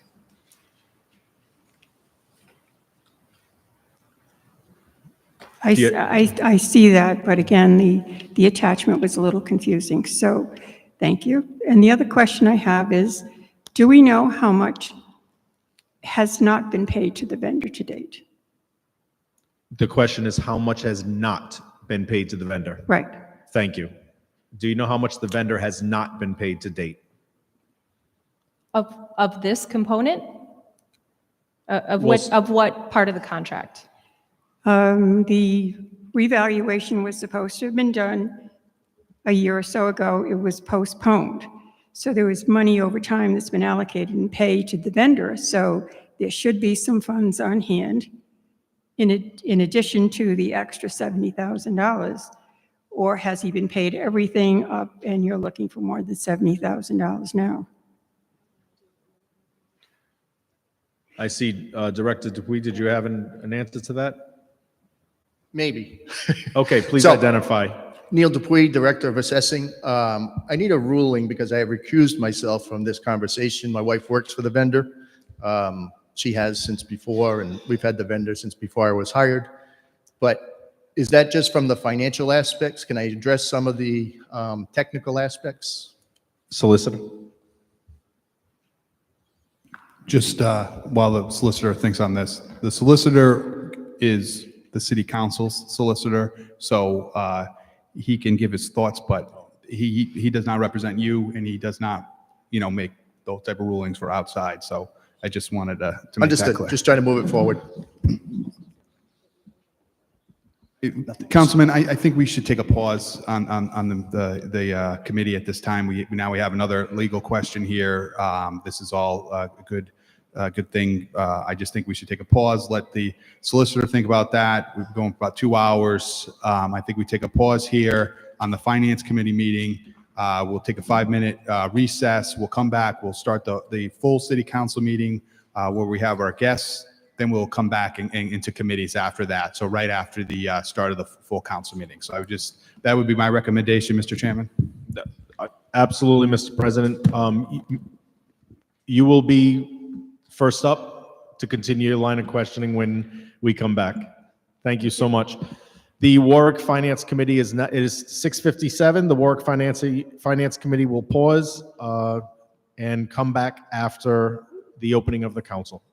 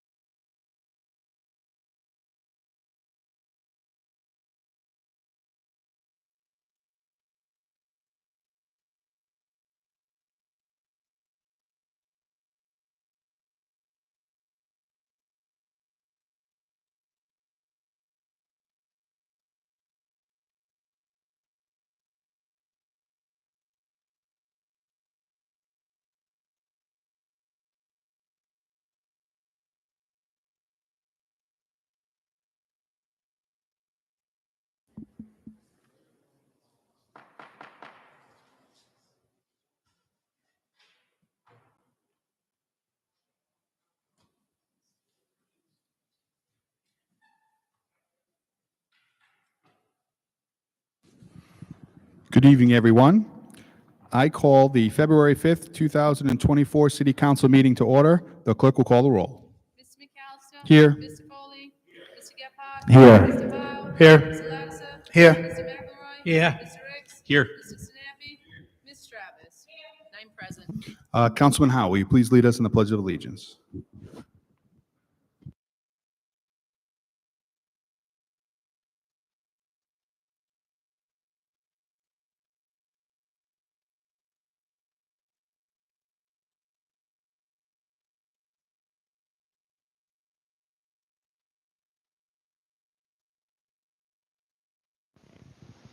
Oh, say, can you see by the dawn's early light what so proudly we hailed at the twilight's last gleaming, whose bright stripes and bright stars through the perilous fight o'er the ramparts we watched were so gallantly streaming, and the rocket's red glare, the bursting in air, gave proof through the night that our flag was still there.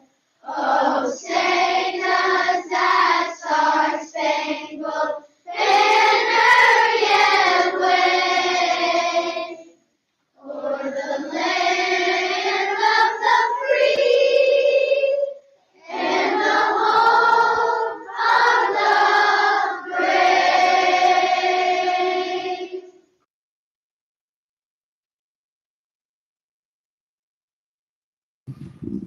Thank you, Councilman Howe.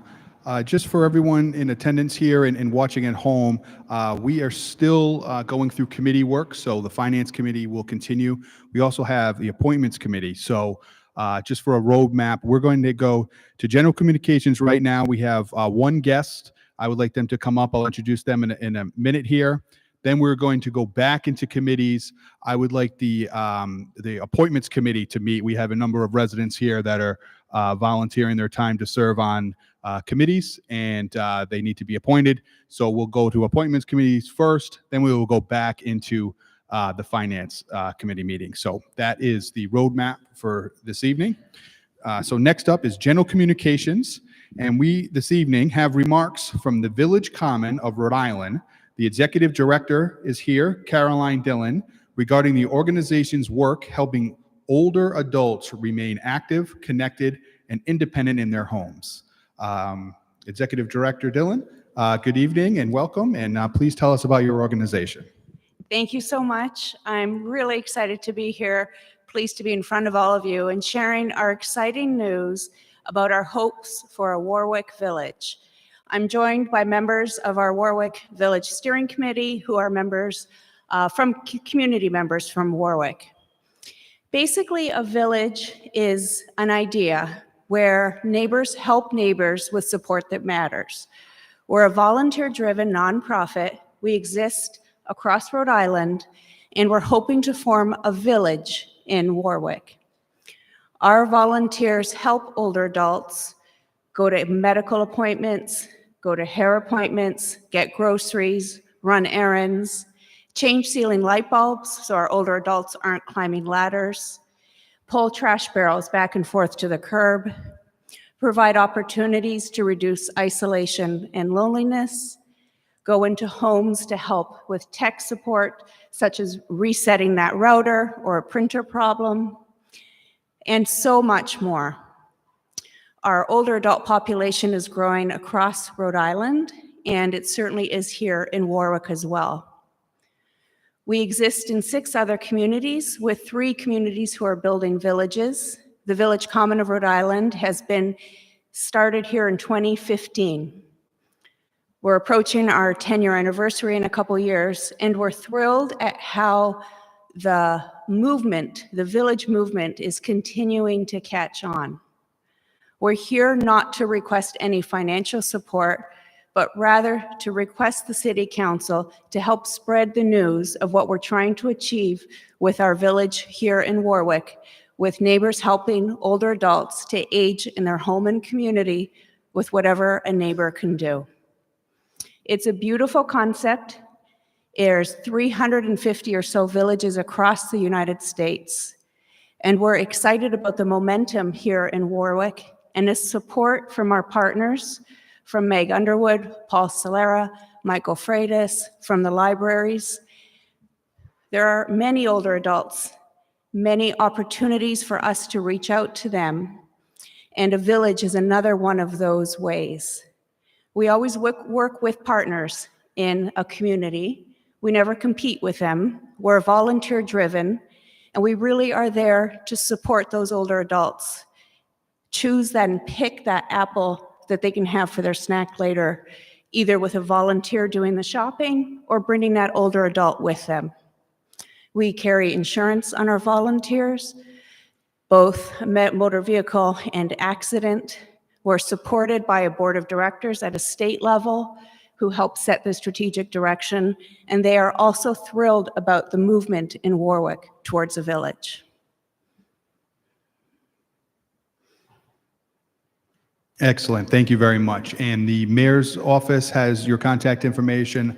I have your contact information, and I will distribute that to members of the council. And if residents have any questions, they can reach out directly to Ms. Dillon, or they can reach out to their council person or the mayor's office, and we will connect you. So thank you very much. Thank you very much. Have a good evening. Next up is number 2 is the announcement of congratulations, condolences, or community events. This is under general communications. Does any member of the council have anything under general communications? Councilman Howe. Thank you, Mr. President. I would just request that this honorable body and the members of the chambers hold a moment of silence for Rodney Manning. Okay, we'll have a moment of silence for Mr. Manning.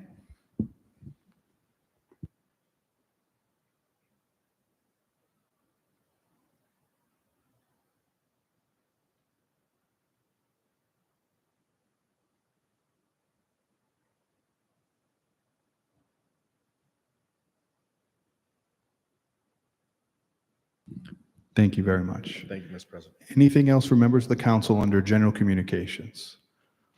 Okay, hearing none, I would then request that we pause the full council meeting. We go back into committees. Again, I would like to go into the appointments committee. We do have a lot of residents who are volunteering their time to serve on different boards and commissions. So if we could have the appointments committee meet at this time, and then we will go back into the finance committee meeting. Thank you.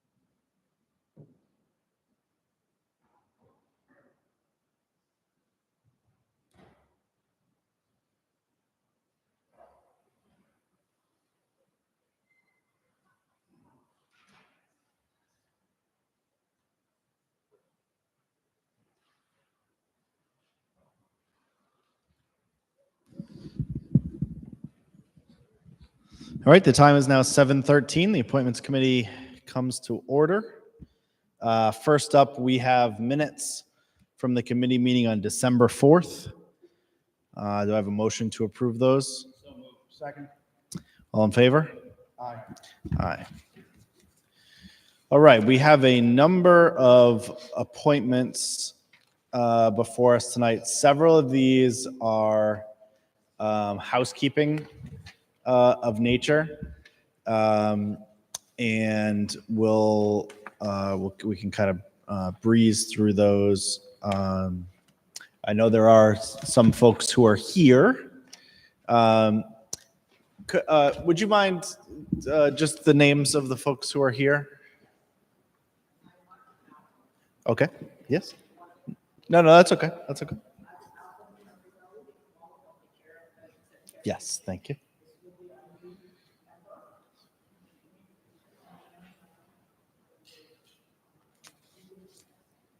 Great. I'll call you up. I just want to make sure I get to you first. And okay, great. Thank you. All right.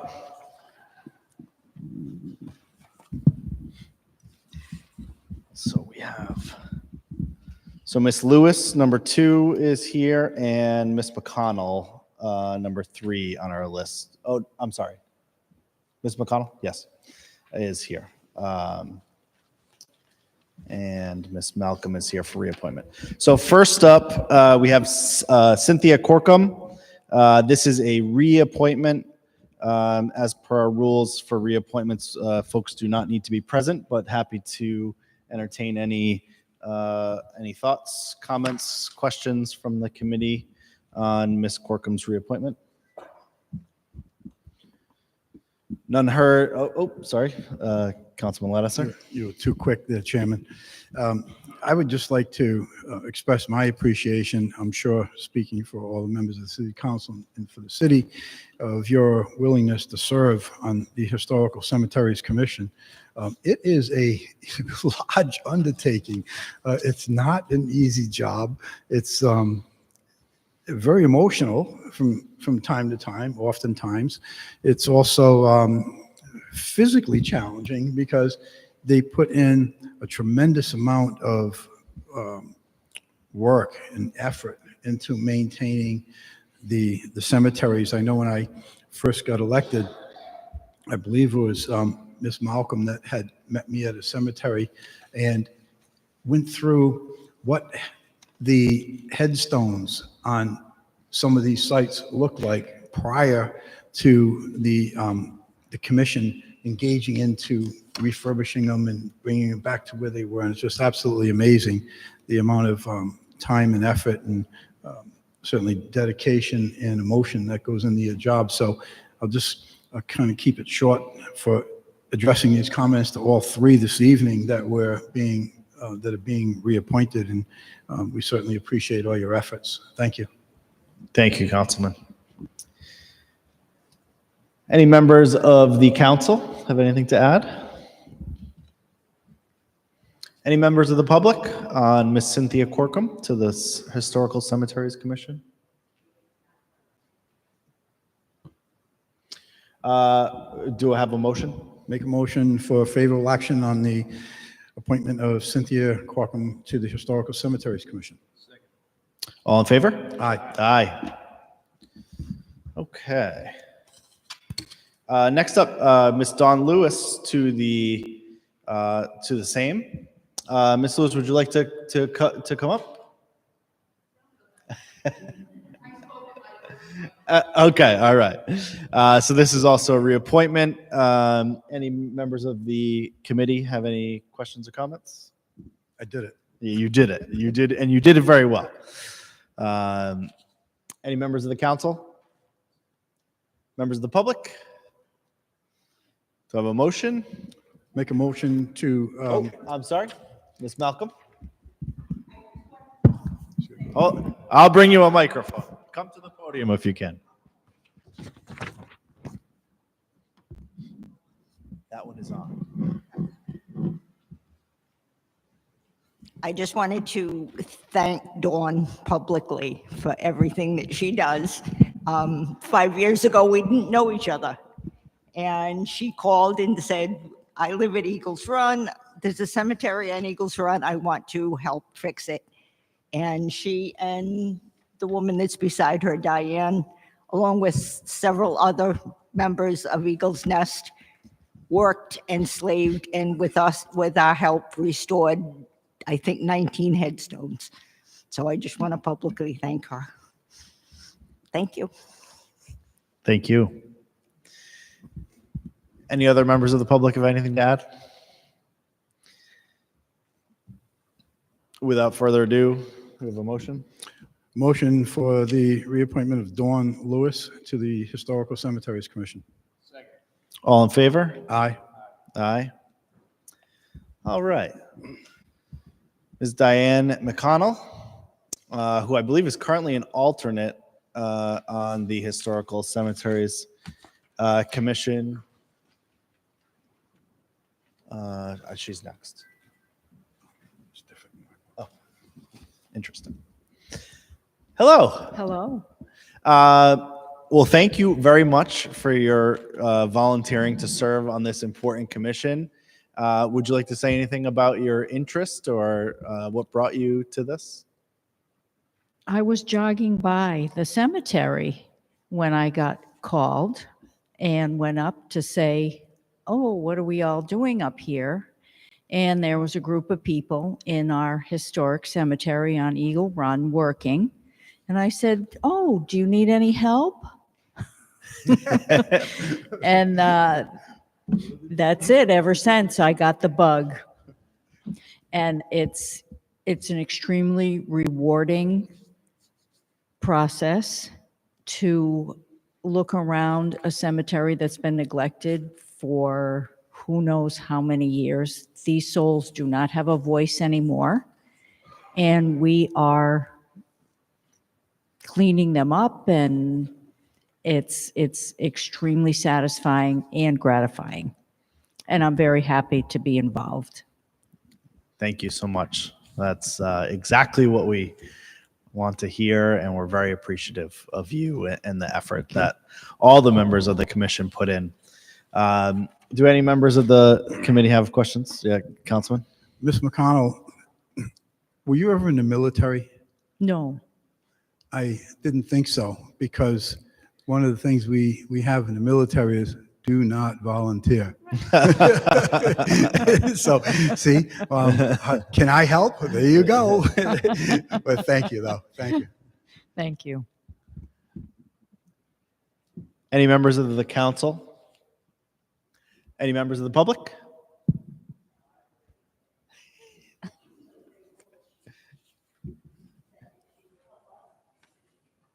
We share that gratitude. Thank you, Ms. Malcolm. Without further ado, do I have a motion?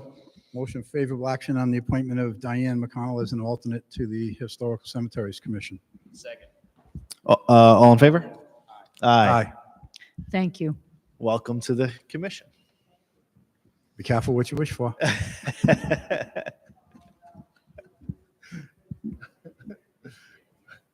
Fifth year. Fifth It's all year, good. fifth It's all year. good. All right, and next up, the chair of the commission, Miss Margaret Malcolm, for reappointment. You're welcome to say something. We always like to hear from you.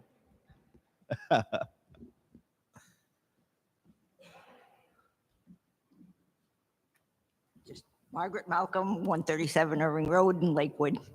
I just want to thank the commission. I want to thank the council, and I want to especially thank the mayor for reappointing me. I love this, which is very strange to say. It's dirty work, it's hard work, and it's worth every second. So thank you. Thank you. And I know this commission is always looking for volunteers for cleanups. If you're aware of I mean, if you live anywhere in Warwick, there probably is a historical cemetery nearby to you. So you can reach out to any one of us. We can connect you with Miss Malcolm, and I know from time to time those cleanups happen, and they're more than happy to have folks support in those. Any members, Councilman? Ms. Malcolm, I also not only want to thank you for your service to the Historical District Commission and for so many years, but also want to thank you and compliment you for your leadership on that organization. It takes a lot of focus, a lot of organizational skills, and a lot of motivational skills to do what you folks all do. And I wanted to thank you for both of those items. Thank you.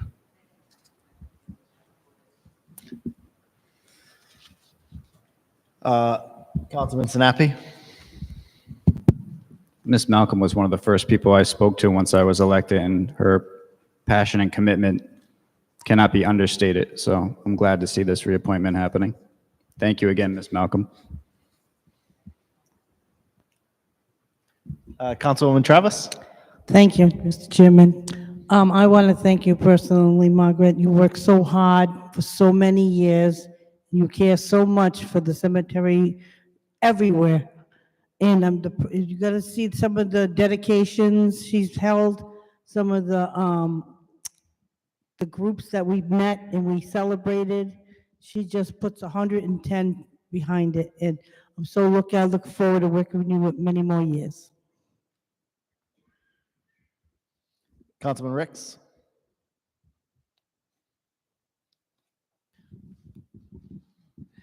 I'd also just like to join in thanking Peggy Malcolm for her leadership for many years on this commission, and I'm glad that you're continuing to have that willingness to go out there and do the tough work. I remember there was that great event at the historical cemetery right behind the FOP. I've been looking on my phone trying to remember the name because it's on the tip of my tongue and I just can't quite remember it. But yeah, the cleanup there, the historical plaques, as well as I've also visited some of the other historical cemeteries around the city, and it's really amazing to see all of these different sites clean, see the markers there. It's a wonderful service that all of you do. Thank you.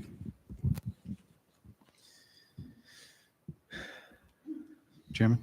Council President. Thank you very much. I just want to echo my colleague. Peggy is unbelievable. She's out there during the cleanups. I think the last 3 we had here in Apponaug were in the rain, and out there advocating. We are George Green Cemetery, which the councilman was referencing. Beautiful that the stairs have been built since you've been advocating for this. There's signage. It's really nice, and we're actually going to dedicate. This council has voted to change the street name after him, and you were integral in leading that charge. So I just want to echo what everybody's already said this evening, but you're a true public servant, and we really do appreciate it, and thank you very much for your service. Thank you, Council President. Okay, we've heard from the council. Any members of the public? Do we have a motion to reappoint Peggy Malcolm? Second. All in favor? Aye.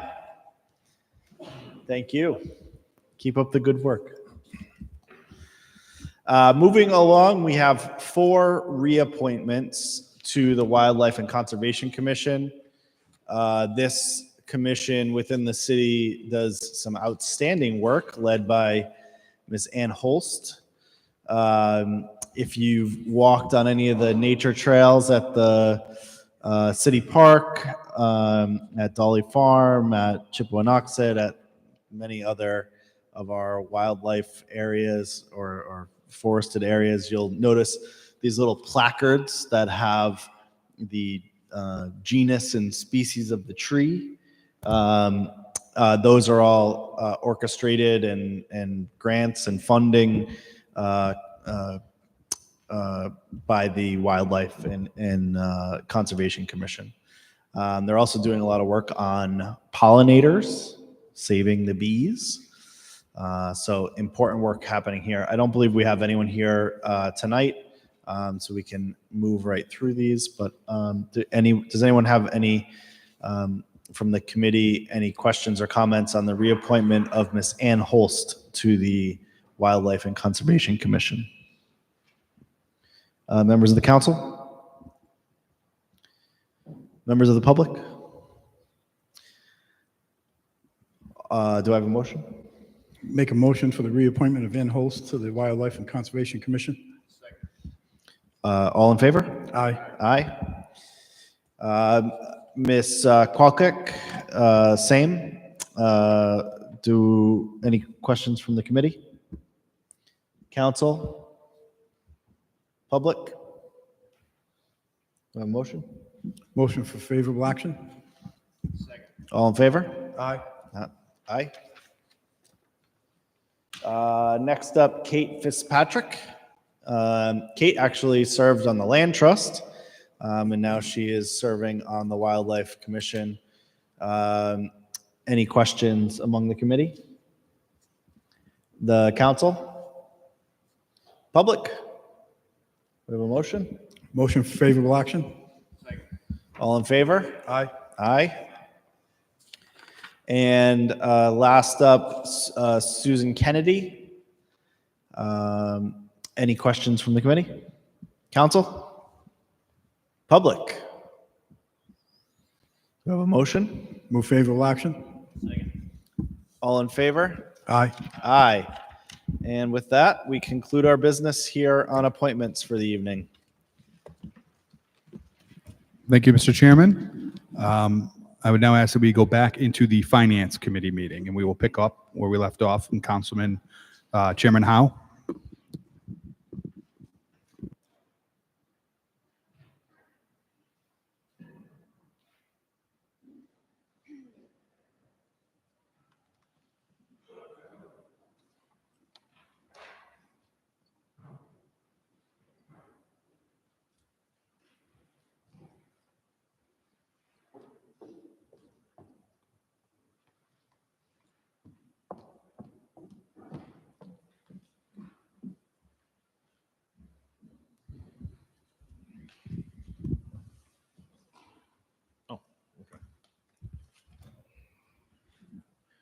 Good evening. The time is 7:30, and the Finance Committee is back in session. I would like to invite the resident who is speaking and asking questions. Thank you, and please continue. And just for the record, there are 4 minutes remaining. Thank you.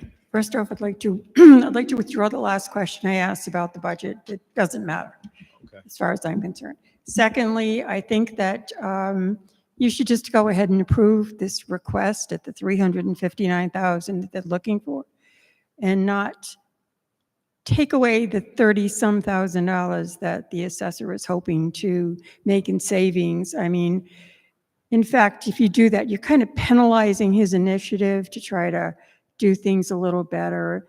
And with the revaluation coming, I'm guessing there could be some interest in the taxpayers, and that might require a great deal of attention on his part. So giving him a $30,000 leeway seems like just a no-brainer.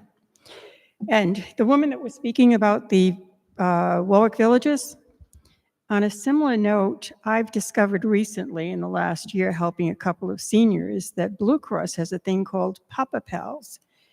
And Papa Pals gives seniors or people that are eligible on Medicare 50 to 60 hours a year, where they will send people to the house, take them to doctor's appointments, go shopping, do any number of things for them. And I was shocked to find out that both of the physicians that I had taken these people to had no clue.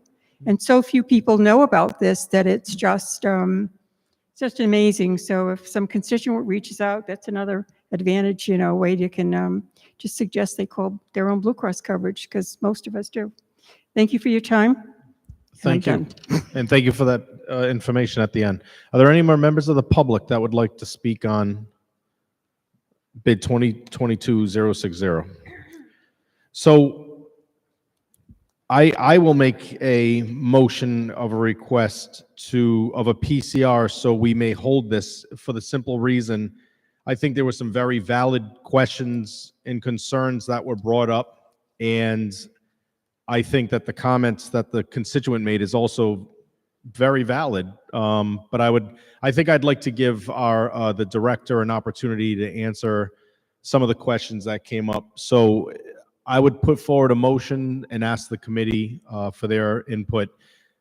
First, that we hold this item until the next meeting to give the director an opportunity to come in and speak. Please.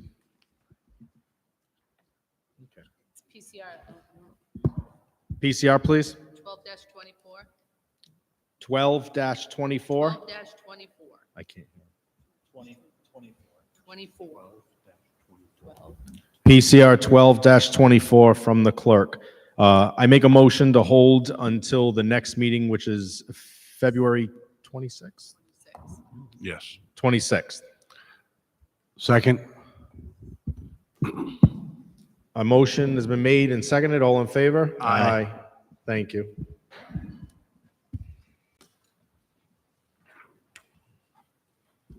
Thank you all. The next item is bid 2024-323. That is found on page 22. Senior Services to purchase a paratransit van. Good evening, please identify. Oh, please turn on the microphone.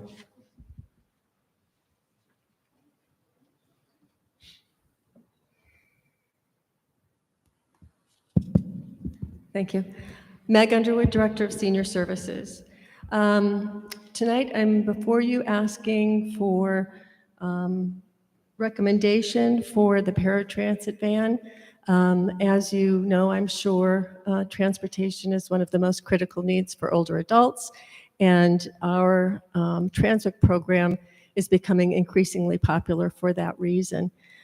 We had 4 bids for this particular van. The least expensive, the best bid was for $120,855 to Matthew Bus Alliance. We have worked with Matthews before. They've proved to be a very good vendor, and they were well under the other 3 competitors for the bid.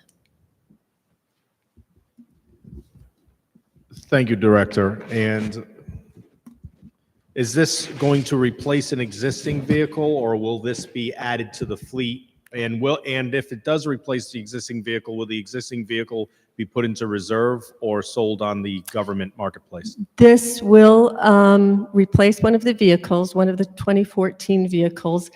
That particular vehicle is not the oldest on the fleet. However, it is in fairly good repair.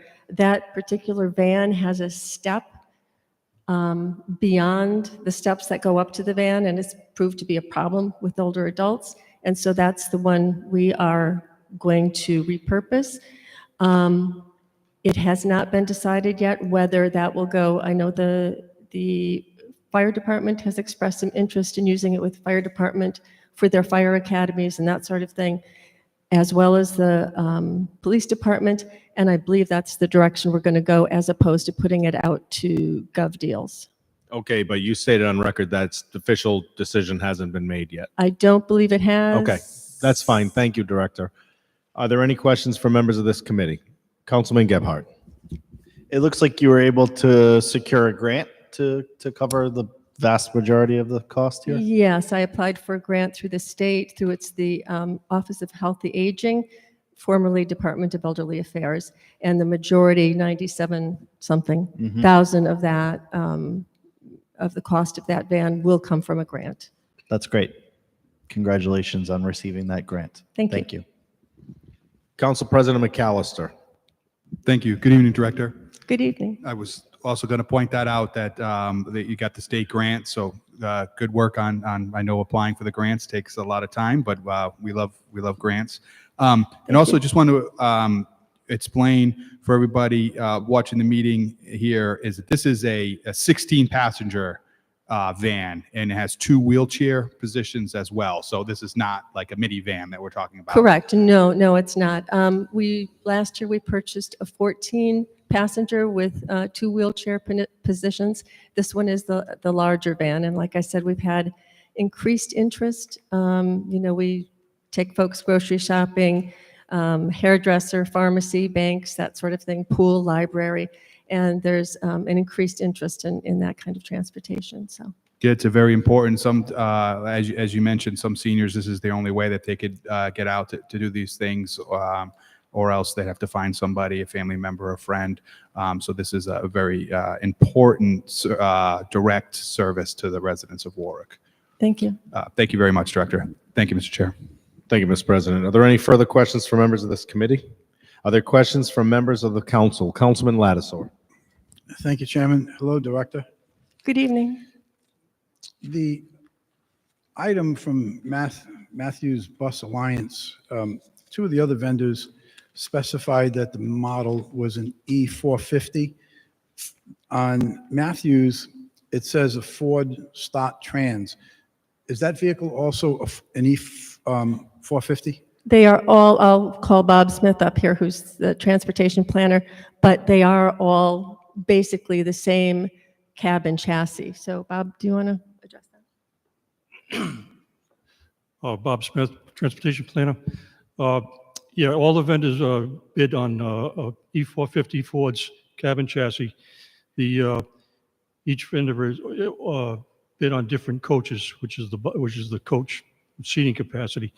So Star Trans, I believe you may be looking at Star Trans from Matthews.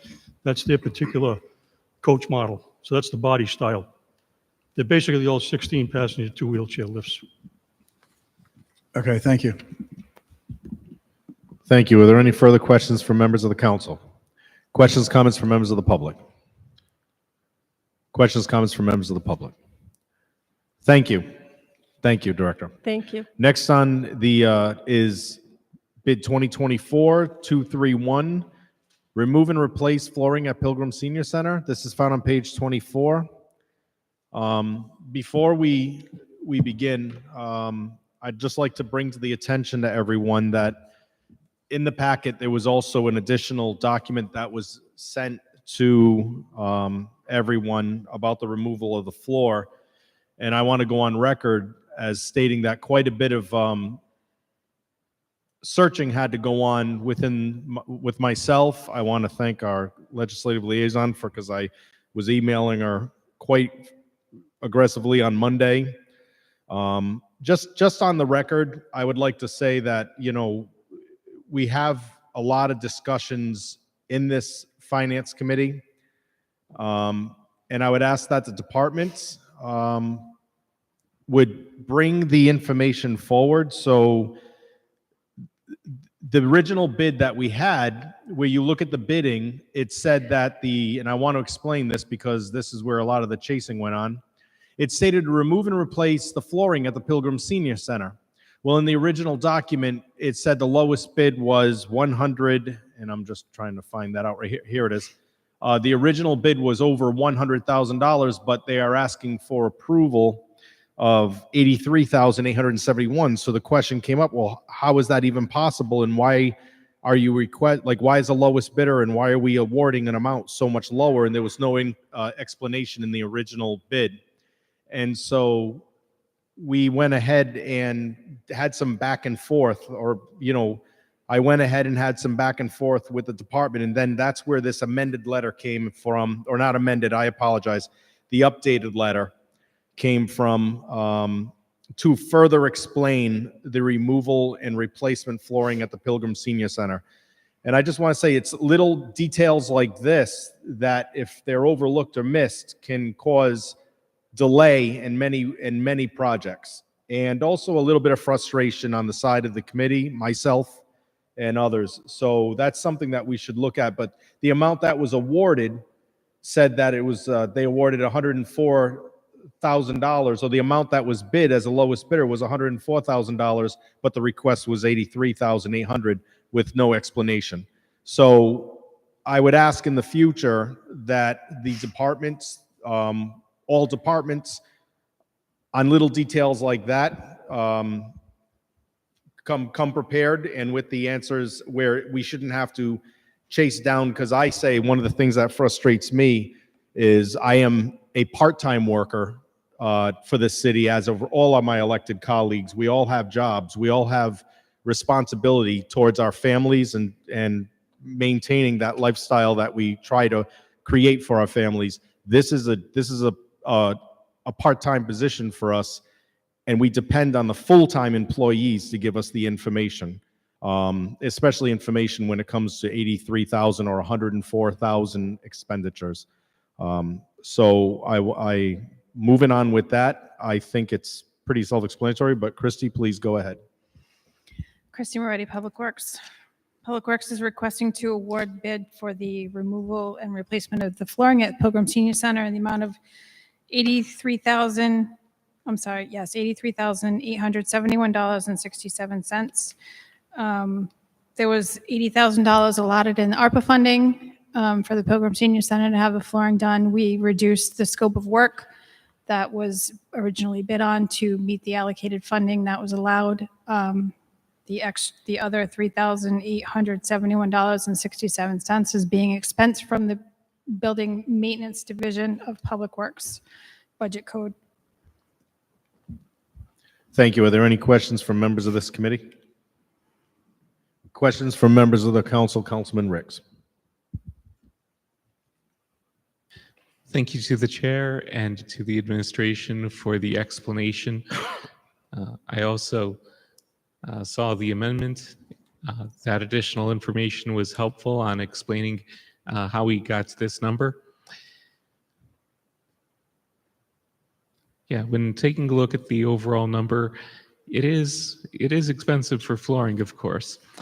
For different reasons, I've seen some different prices on flooring lately, and yeah, coming in at close to $10 a square foot, that's hefty. But you take a look at the specs here, exactly what the city is getting, considering that this is also a public space. It's not a private residence or the like. It has to be able to hold up. And the existing flooring, I'm not sure how many decades it's been there, but it's been there for a long time. And I see in some different spots, it's looking pretty beat up. So it's certainly needed. And then, of course, there are multiple bids. Bids are in different amounts. So it looks like this is all very competitive with the bidding process. As a function of some of the requirements that the city has, it would be more than I would be spending per square foot in a building that I own, such as my house or the like. But the city does have a lot of very specific requirements that the vendors have to comply with. So I do see this as a reasonable amount. I'm glad that the city was able to figure this out with prioritizing different areas to make the numbers work. And I think that this is great that the city is using these ARPA funds to invest back into the Pilgrim Senior Center, which needs it, just as the city, through Director Underwood, was able to, and her staff were able to work on that grant from the state for that last item too, the 16-passenger van. So it's wonderful to see the city investing in these different services for our seniors. Thank you. Thank you, Councilman. Any further questions from members of the council? Councilman Lattisaur. Thank you, Chairman. Hi, Christy. Good evening. What year was this building built? 1991. 1991. And how did you determine the value for the work that DPW performed? How did you determine the value of $21,093.30? As the piece we reduced, Yes. there's one section of the building, the vinyl flooring, that we are not going to replace. It was about 415 square feet.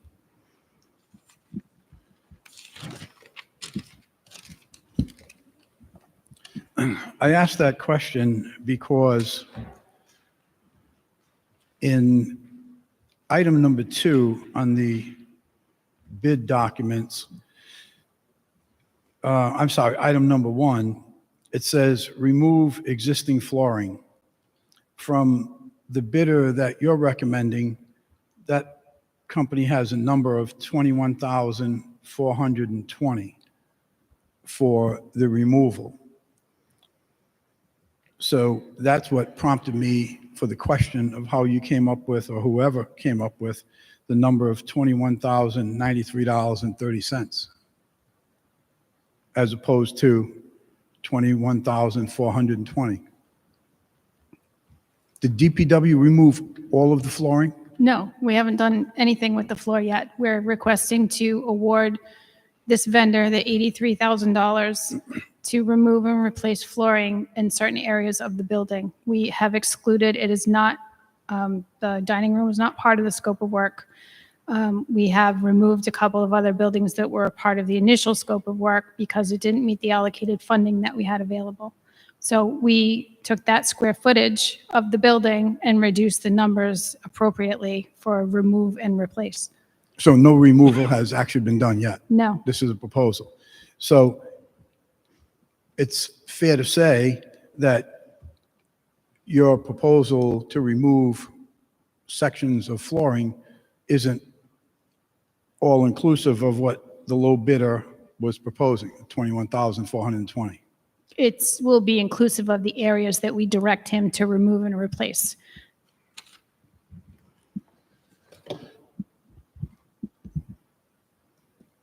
And with this savings that you're proposing, using a round number of 21,000, does that include the disposal of that flooring?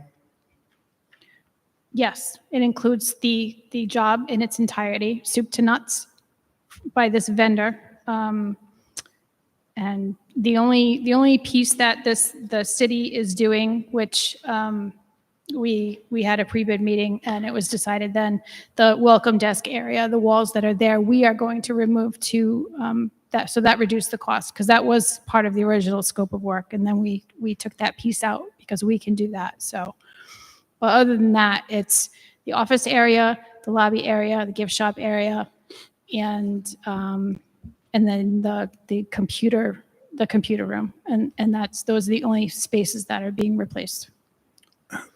So do I understand it correctly? The $21,000 savings that you're proposing on is not just the labor, but you've also included the cost of disposal in that 21,000?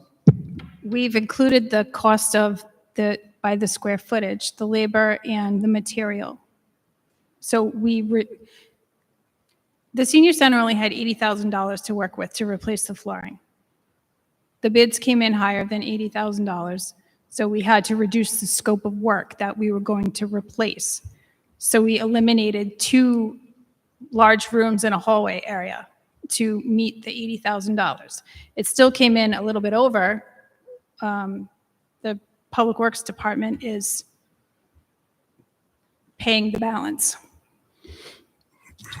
I'm not disputing the rationale for trying to reduce the costs.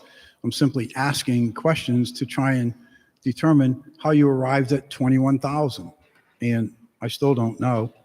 And we don't know if the cost of disposal of this material was included. We know that disposal costs are very high because we've approved numerous increases for this. So that's my question. I don't know if the director has an answer for that.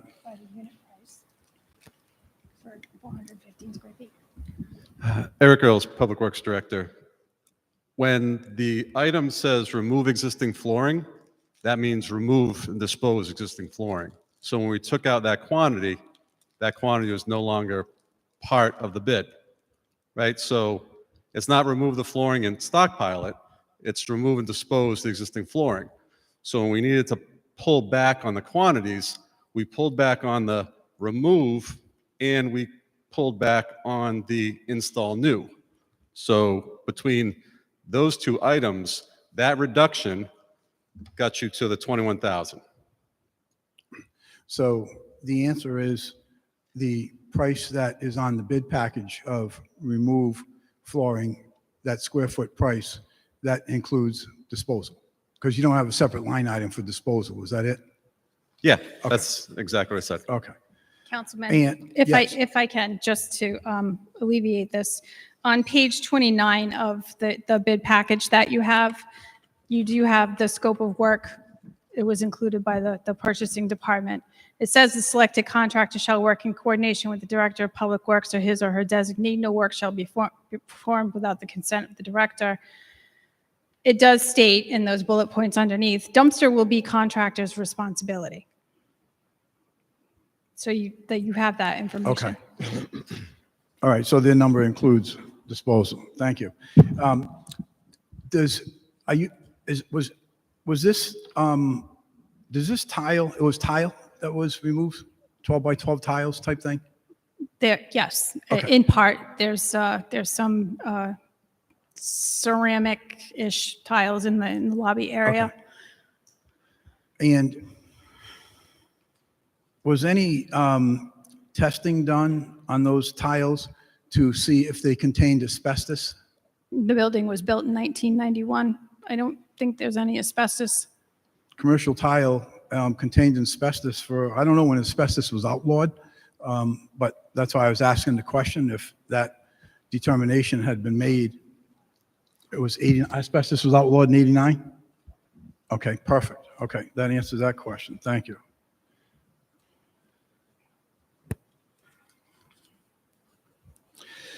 So, in your position paper, it says that it should be noted that there was a low bid submitted. However, the vendor did not submit the correct pricing as identified in the addendum that was issued for this bid. I'll ask you to explain that a little bit more in detail in 1 minute, but I want to point out that I see in my packet where addendum number 2 is referenced, I don't see anything about addendum number 1 in this. So what did addendum number 1 include? Addendum number 1 was issued after we had the pre-bid meeting to answer any questions that the potential bidders had. We took their opinions into consideration and we came up with so we answered their questions in addendum 1, and then in addendum 2, we issued a new pricing page. The vendor that was the low bidder that we disqualified did not acknowledge or use the correct pricing page. It did not acknowledge what, please? They did not acknowledge the addendum and use the correct pricing page. So they bid on the first page that we revised with an addendum. Which we don't have. So to go to the chairman's point a few moments ago, and something that I've been on the soapbox about for months and months and months, it's important that this backup information, this additional information is provided to us.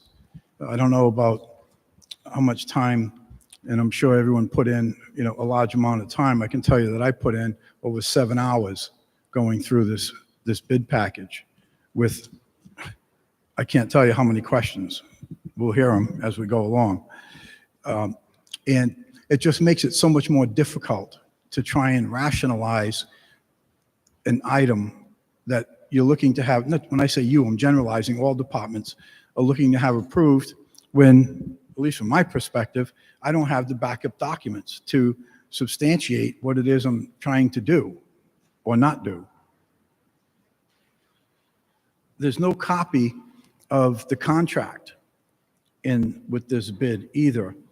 And that contract that we don't have a copy of, does that contract call for a deposit to be given to this vendor? No, it's the city specification that they're bidding on. The city doesn't generally do deposits. Okay. We don't offer a deposit on the work. So it's paid upon completion? Yes. Okay.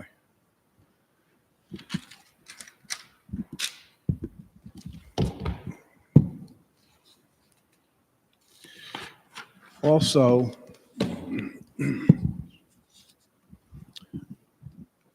when, whether it be your department or any department for that matter, when the council is given a document that says revised, such as this document that we have, it says this, it speaks to this bid, and it's a revised document. It would be greatly appreciated if, when you send, whoever sends us a revised document, if the revisions were either italicized or highlighted or underlined or something, so that we don't have to go through the entire document to try and figure out what was revised. It would just save us a whole lot of time, and the respective department is already doing the revision, so I don't think it's, a great big heavy lift to make it easier for us to find it.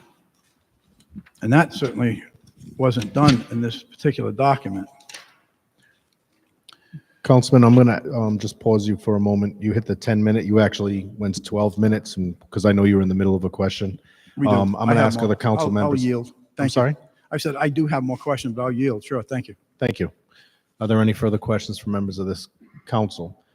Chrissy, before, I have a quick question. So if you look at the amount that was, it's for 21,000, the part that we're taking out, remove existing flooring.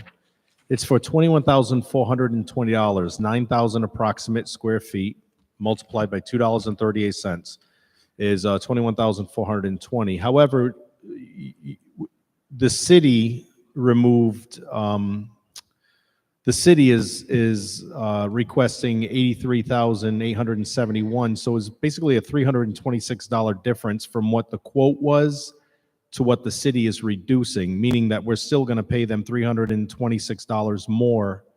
No? Okay, explain that to me, please. So the remove existing flooring is for the entire area that was specified in the building. So with the exception of the dining room, basically, everything else was supposed to be removed and replaced.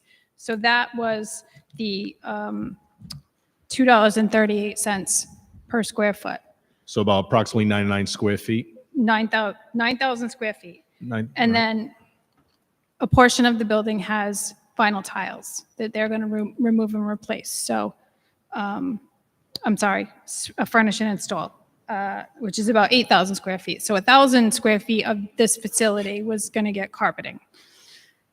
The issue that we had was when the bids came in, the lowest bidder was disqualified because he didn't recognize an addendum and submitted the wrong pricing page. So we went to the second lowest bidder, who was the most qualified low bidder.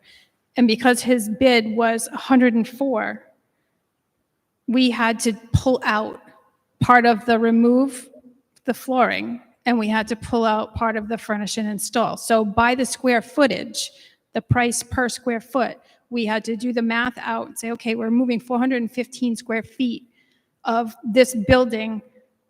So it's 415 square feet of $2.38, 415 for round numbers, 415 square feet of the furnish and install the vinyl tile, because that's the piece that we removed. We left all the carpeting, so all that's going to be done. So that's where those numbers come from. We reduced two of the items based on the available funding and what we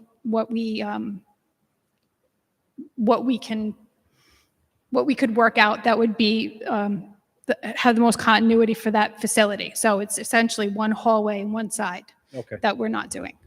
Okay. Thank you.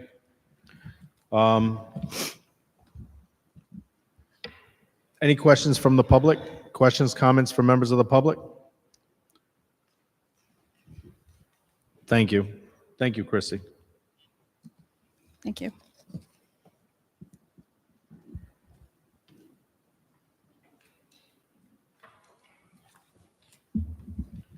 The next item on discussion. Mr. Chairman, I'm sorry, yes. I had asked if I could have an extra few minutes. Thank you. When you said you yield your time, I thought you meant you were set. I apologize.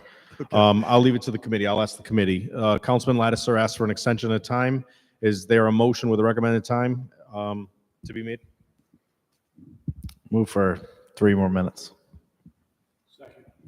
There's a motion, there's a second, all in favor? Aye. Aye. Thank you. Chrissy, please, thank you. Councilman, the Thank committee you. approved 3 minutes for questioning. Thank you, Chairman. Thank you, committee.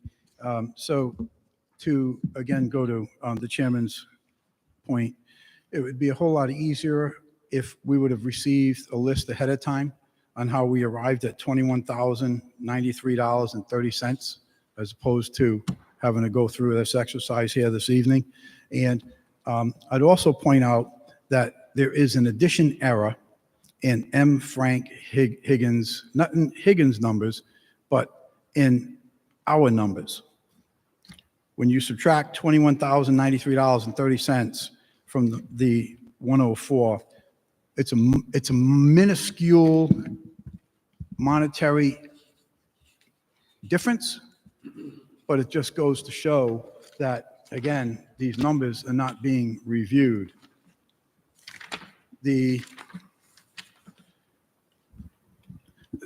One of the big concerns I have with this is, well, Christy, let me ask you, have you or anyone reached out to these other vendors who have bid this project and asked them if they're still willing to honor the individual numbers they've provided? No. Okay. So over the years, I have bid hundreds of jobs. And what is taking place here, and I'm happy that, again, you're looking to save money. I'm not trying to take away anyone's thunder or discourage anyone. It's concerning to me, as I'm still going to speak as a vendor, and I'm bidding on this project, and I'm basing my profit structure on individual components of this job based upon my labor, my overhead, the cost that, unassociated costs, direct costs, et cetera. And I submit you a bid to do this. I'll give you an example. I submit you a bid to do the roof on your house, and I give you a price of X dollars and cents. And that's based upon me providing the materials, the labor, the disposal, et cetera, because this is the percentage of profit I need to do this job, to make it work. And all of a sudden you say to me, oh, by the way, Mr. Roofer, we're going to provide them roofing materials. Really? I would not be pleased. I would not be pleased. And in this case, what is happening is 25% of the job and the profit from the vendor is being taken away from them. And if I were bidding this job with the removal of the flooring, I would be bidding it much different because of labor costs associated with the demo versus a labor cost associated with the installation. There's a big difference there. Thank you, Councilman. Well, I'm sorry. No, that's fine. I just wanted to point out that again, on page 29, it says the city reserves the right to adjust quantities based on available funding. I So know. the vendors were all very well aware that we may I know have to reduce the scope quantities of work. is not physically removing labor. Quantities is, instead of doing 900 square feet of something, we're going to do 800 square feet. Thank you. Thank you. Are there any, I called on the council, the committee. Thank you. Thank you, Christy. Already did. Next will be bid 2024-356, IMC software support. Good evening, Phil. Director, please identify. Phil Carlucci, IT Director. This is a 56-6 request to award TriTech Software Systems the renewal, maintenance, and technical support in the amount of $64,279.52. This represents approximately a 10% increase over last year's cost, which is in line. I listed the technical specs of what this software covers, but basically it's what the Warwick City Police Department uses to run the department. And the bid will run, the contract will run from January 1st, 2024 through December 31st, 2024. And as I indicated, this was an issue with them sending the invoice in, regardless of what our PO tells them to do. They sent the invoice in to an employee who is no longer in the position. So after a bunch of prodding, I finally checked the archives and found the email that was originally sent with the invoice, which is an improvement since Square took over. TriTech used to just flat out send it in late. So we're still trying to correct them for that. So we have a symptom that it wasn't brought to our attention from the employee, but the real problem is the vendor just didn't follow the purchase order. Thank you, Director. Are there any questions? And I appreciate the explanation of that. Any questions from members of the committee?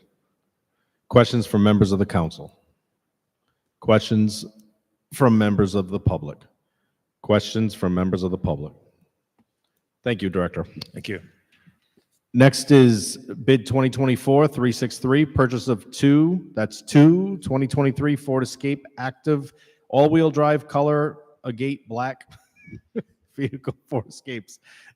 Hey, Neil, how are you? Please identify. Neil Dupuy, Director of Assessing. You know me, we got to have the details in there.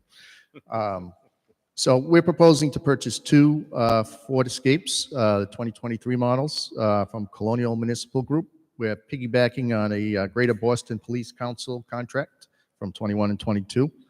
If approved, this money would come out of the ARPA funds. Part of the January update that Peter Schaefer gave included these vehicles. The update included 4 vehicles, but unfortunately, before we got here tonight, 2 of the vehicles were sold because we weren't ready to move forward and they had somebody with a check. So we're also exploring, there's a potential that we might be able to use a hybrid vehicle, a grant that was issued that we might be able to come forward to get the 2 other remaining vehicles, but we'll come back in a month or so once we find some vehicles that are out there that meet the qualifications. Thank you. Are there any questions from members of this committee? Are there any questions from members of the council? Council President McAllister. Thank you.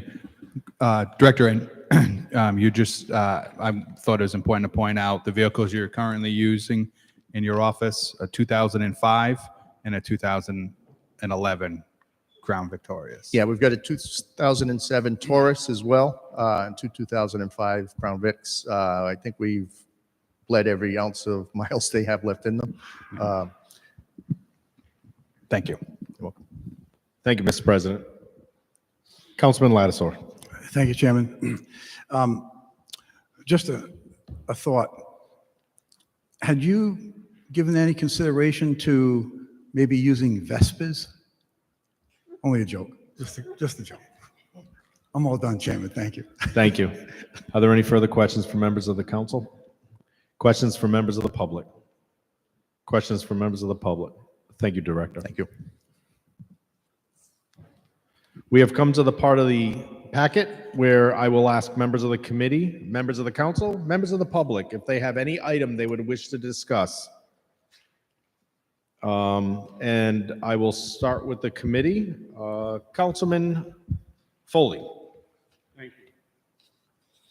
Just item 15, 2024-351, police canine insurance. Yes, sir. Police canine insurance found on page 94. Thank you. Councilman Gebhardt is all set. Thank you so much. Are there any items that members of the council would like to discuss? I'll give you a moment. Jeremy. Councilman Riggs. Sorry. 2024-321 mobile thermal printers and accessories. Do you have an item number for, oh, is that number 11? Yes. Thank you. Found on page 76. Thank you, Councilman. Is there any item that members of the public would like to discuss? Is there any item on the bid package members of the public would like to discuss? Councilman Lattisaur, I see your hand over there. Go ahead. Item number 8, 2024-344, found on page 42. Yes, sir. Item number 10, 2024, found on page 362. You said item number 10 on, is that page 71? I'm sorry, 71. Okay, Yeah, thank it's you. Item 2024-362, page 71. Page 71, Sorry. got it. Thank you. And item number 78, it's item number 2024, number 11, bid number 2024-335, found on page 78. So item number 12, 2024-335, Correct. found on page 78. Bear with me if you would, please. Yes, Thank you. bear with me. For clarification, the Councilman Lattiser requested item number 10, 2024-362. Councilman Ricks requested item number 11, 2024-321. Councilman Lattiser requested item number 12, 2024-335. Also, Yep. on item number 14, 2024-346, found on page 90.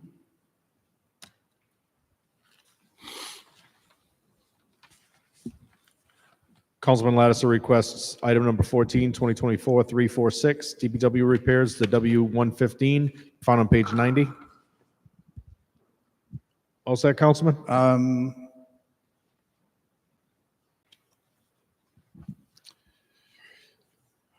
Yeah, that's fine. Thank you. Thank you. We will go in order, so therefore we will begin with item number 8. This is requested by Councilman Lattiser. This is 2024-344, DPW repairs, the engine 15, found on page 42. Yeah.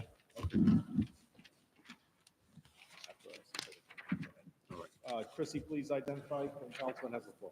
Chris Moretti, Public Works. Thank you, Councilman Lattiser.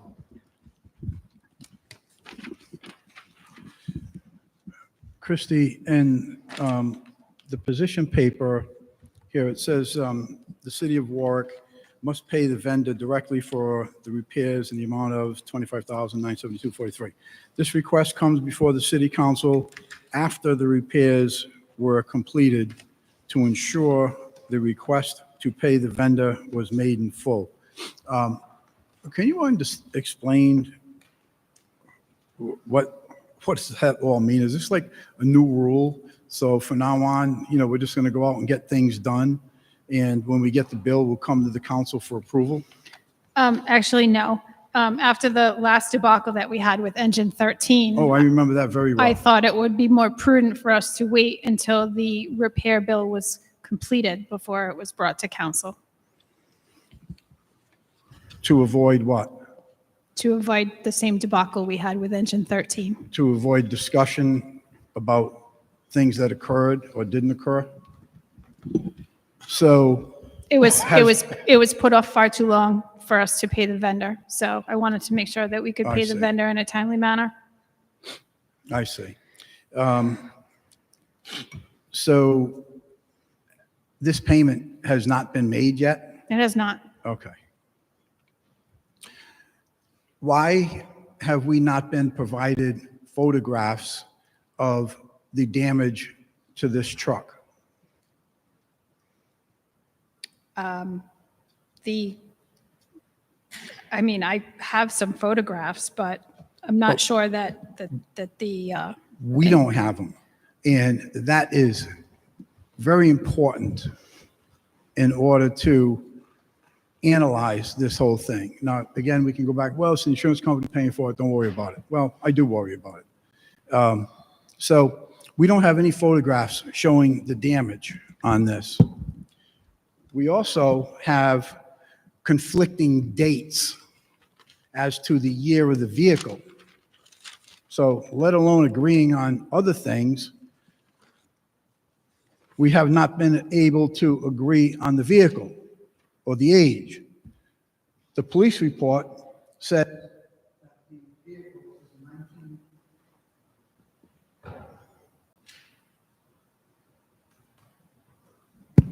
the police report says that the vehicle is a 1998, but yet in one of the other documents, it says that it's a 2001. So we can't even get people to agree on what year the vehicle is, but yet it's not important to provide us with the photographs of the damage. The police report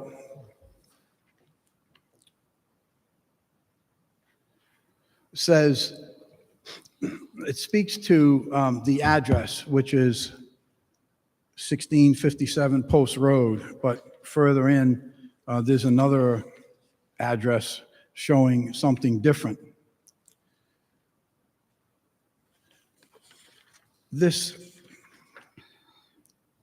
The damage sustained to this vehicle is in the mid-section, halfway down the side of this truck.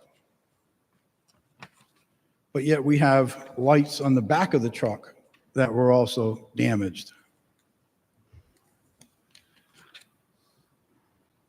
It states in the report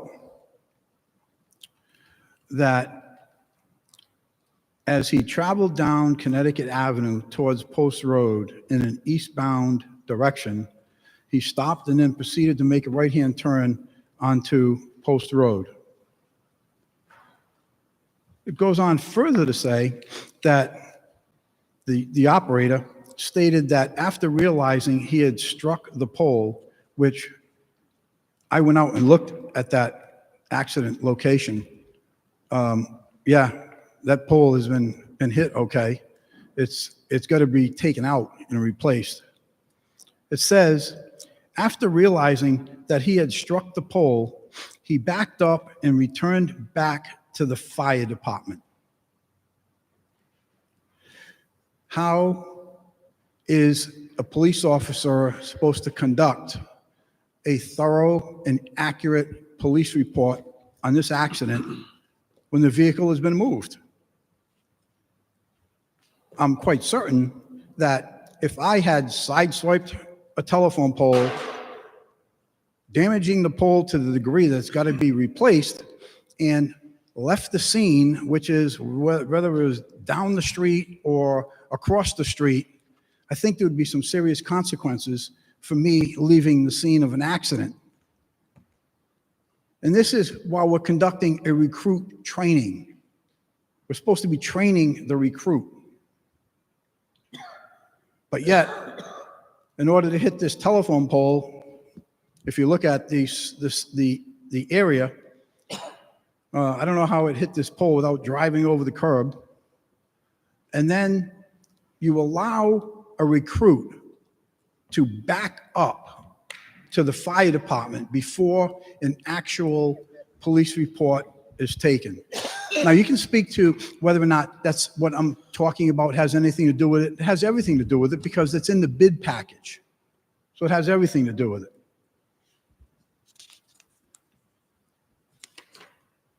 And in this bid, just bear with me because I got to find it, because people seem to have difficulties doing math or confirming the math. We don't have an itemized breakdown, by the way, of these repairs. We're typically, well, I'm sorry, that's not true. We do have that. Just bear with me 1 minute, and I will find it. Okay, on page 45. Again, we have conflicting information as to what year is the vehicle. Is it a 2001 or is it a 1998? We have different mileage. We have mileage on one document that says 64,322. We have on this item from the repair shop says the odometer reading was 64,193. But here we go to line 6. Line 6 says discharge piping, 4 at $567. The carry across number was 2,388. Well, apparently nobody checked that. because that is 2,268. You multiply 567 times 4, it comes up to $2,268, not $2,388. And I'm pointing this out again, and perhaps boring some people, but this has been ongoing bid after bid after bid after bid, where I am catching these math errors because other people are not checking them. That's off by $120.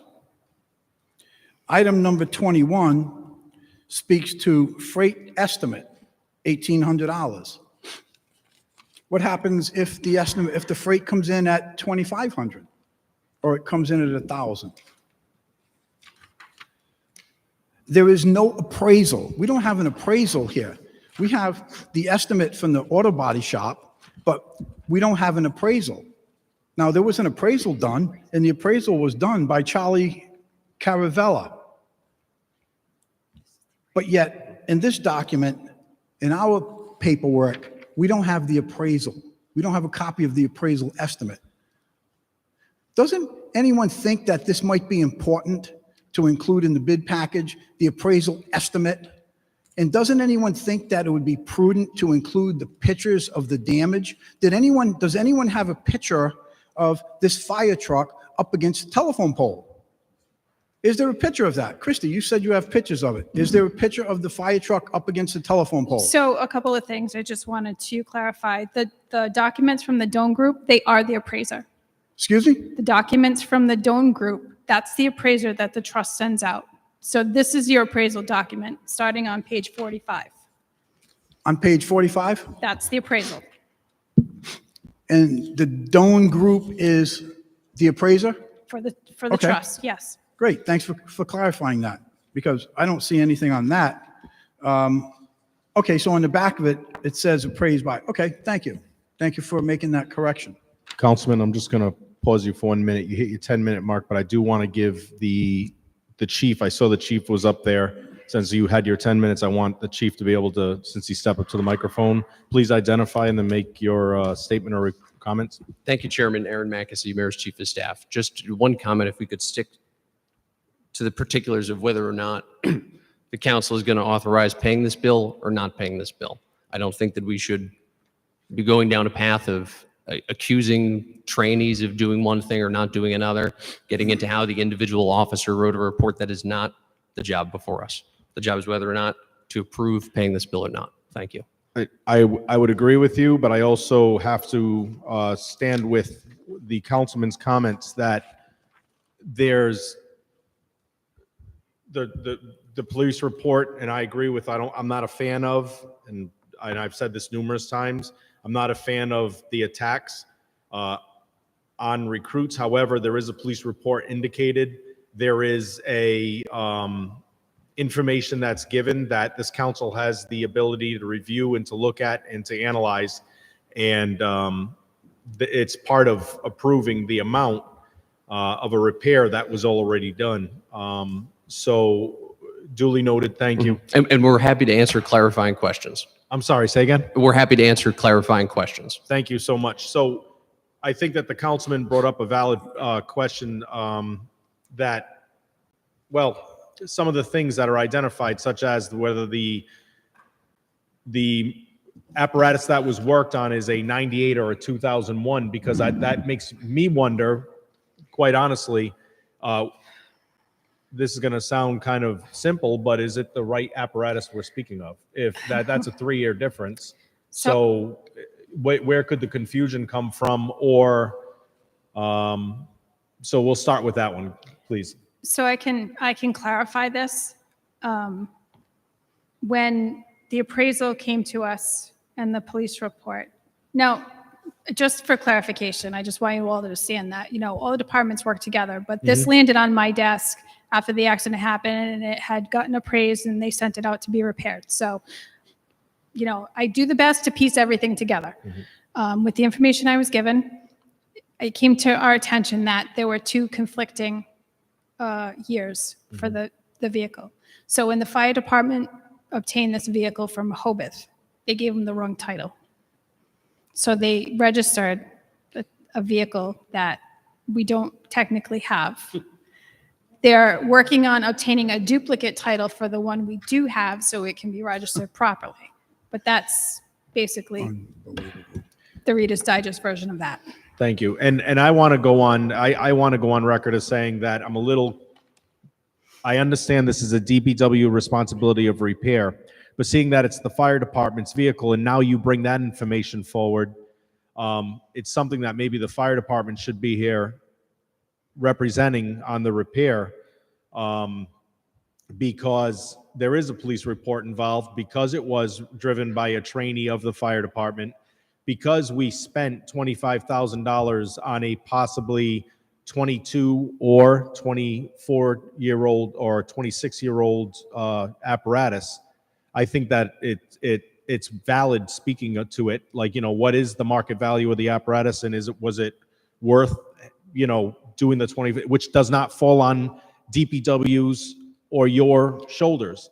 That's a question that could be addressed to the fire. And I got to be honest, I was a little, when I started going over this and I started calling out for the information, especially when the councilman called on it, I looked up and I was a little surprised to see that there's not a representative from the fire there.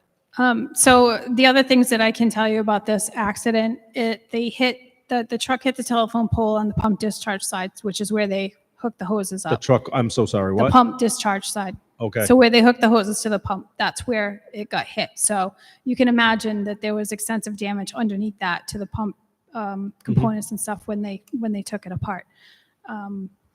As far as the police report, I can't speak to that. I Nope. wasn't on the scene. That's right. I can only give you, You're trying to get the repair paid for. that's my ultimate goal, as that's our responsibility in public works. But we do, our automotive division is also involved to some degree too. So, we say, yes, we can fix it. No, we can't. Well, you have to be certified to work on pumps. We don't have anyone that's certified to do that. And being an accident, it obviously went through the trust. It was $25,000. So we, I understand the frustration. It sounds like the bulk of it is at like the way the fire department, whatever they did, DPW shouldn't be chastised for that, but we're doing our best to make sure that, you have the information that we can give you, and anything, like I do my best to, pull the information and say, okay, what are we doing? What happened? When did it happen? How did it happen? So we go through all the exercises, but sometimes there's little tidbits of stuff that. So for clarification, I'll just look at the top amount. It says the Rhode Island Interlocal Trust has already reimbursed the city of $25,972.43. Correct. So we have that money sitting in an account. Yes. Waiting to be paid to so the trust authorized that money. And what you did was authorize the truck to get paid. The trust sent in their appraiser to appraise the damages to the vehicle. They authorized that amount, what was given to them by the repair company. The repairs have been made. The truck is back in service as of December of 2023, December 29th. It's actually in our garage right now. It needed a brake job and stuff. So it's not on the road as of yet.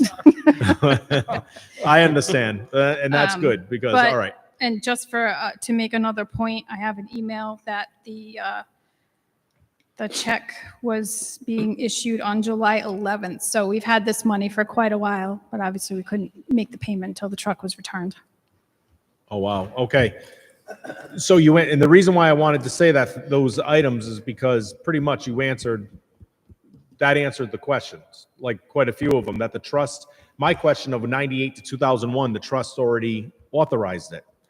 So therefore they felt the vehicle still had a valuable life and a value of greater than that amount that it could stay in service. So I will ask if there are any other comments from members of the council. Are there any comments? Please wait one moment, Councilman. Any of the comments, questions from members of the public? Councilman, are you requesting additional time? Please. I will put it to this committee. Is the committee willing to allocate further time for the councilman? I'm willing to make a motion for an additional 3 minutes. I have a motion. I have a second. All in favor? Aye. Thank you. Councilman, you have 3 minutes.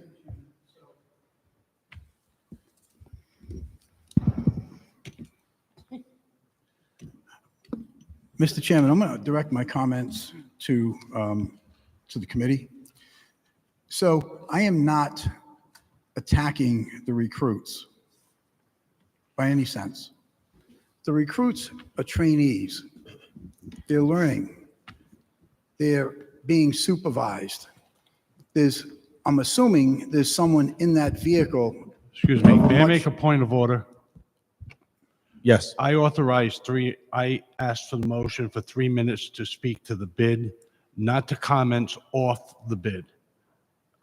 I did not accuse the councilman of attacking anybody. If he wants to speak to the bid that's in front of us, I have no problem. I just Okay, think Then I will I'll speak to the bid. I'll in front I'll of us. withdraw my comments that I said that you personally attacked. I will go on record to withdraw my comments. Okay. Councilman, please speak to the I'll bid. keep Thank my you. comments to the bid. So here we have a bid. We're being asked to approve a bid that has the wrong total. It's $120 more than it should. Shame on us for not picking that up. By the way, shame on the trust for not picking it up. This is their appraiser that brought this to us. So there's problems here.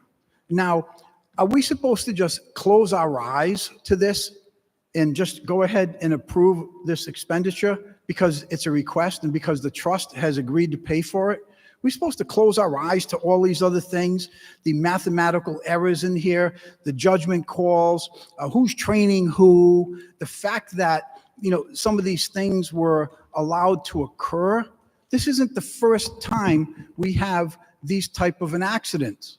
Christie alluded to one just a little while ago, and we went through, as she termed it, a debacle. I'll prefer to term it as an educational experience. Are we supposed to just close our eyes to this stuff and say, yeah, what the hell? Go ahead and pay for it. I'm not doing that. This item request is wrong. The numbers are not accurate. And it's just mind-boggling to me that this type of thing. Chairman, I would request a PCR on this, please. Thank you for the additional time, by the way. PCR 1324. PCR 13-24. Thank you. For the record, formally bid 2024-344 repairs to engine 15 is now PCR 13-24. We've had discussion. May I have a motion on PCR 13-24 from this committee? I move favorable action. Second. I have a motion. I have a second. All in favor? Aye. Thank you. Thank you.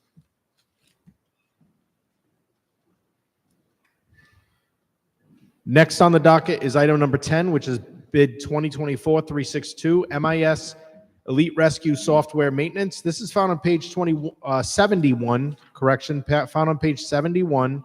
This was requested by Councilman Lattiser. Phil, please identify, and Councilman Lattiser, you have the floor. Phil Carlucci, IT Director. Thank you, Chairman. Hello, Director. Hello. So in this invoice, well, first of all, let me just acknowledge that you've indicated, I'm going to read it.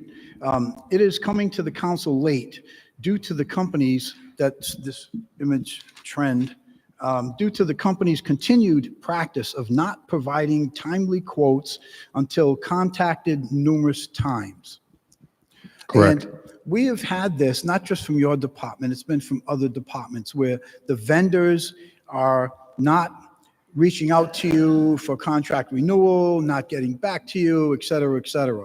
And I think it's fair to say that the majority of the time, we're talking about sole source vendors, which that's self-explanatory unto its own. This bid, which, as we know, expired December 31st, 2023, I'm looking at the invoice from Image Trend. The invoice is dated January 11th. So that's when, somebody decided, oh, let's send them an invoice. And If I may, it's dated 11th. We received in an email. I looked this up on January 18th. on January 18th. Phew, wonderful. Yeah, thank you for that clarification.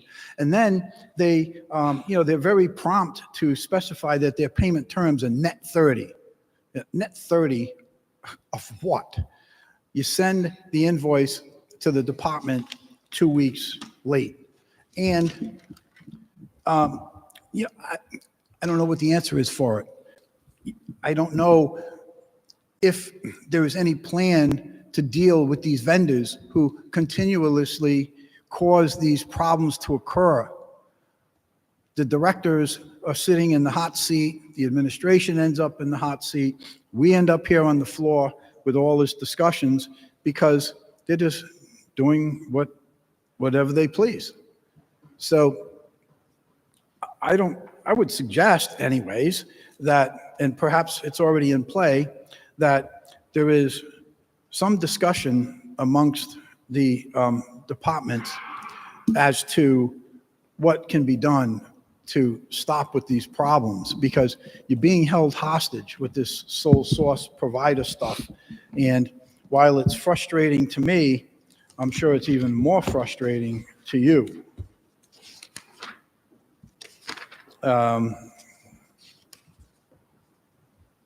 We have this sole source provider thing, which initially came into our package dated September 18th, 2020. So September 18th, 2020, they send you this document stating, oh, we're sole source provider, instead of getting you a current, up-to-date sole source provider, which, it was finally amended and sent out to us recently on January 25th, 2024. But the initial document in our package said 2020.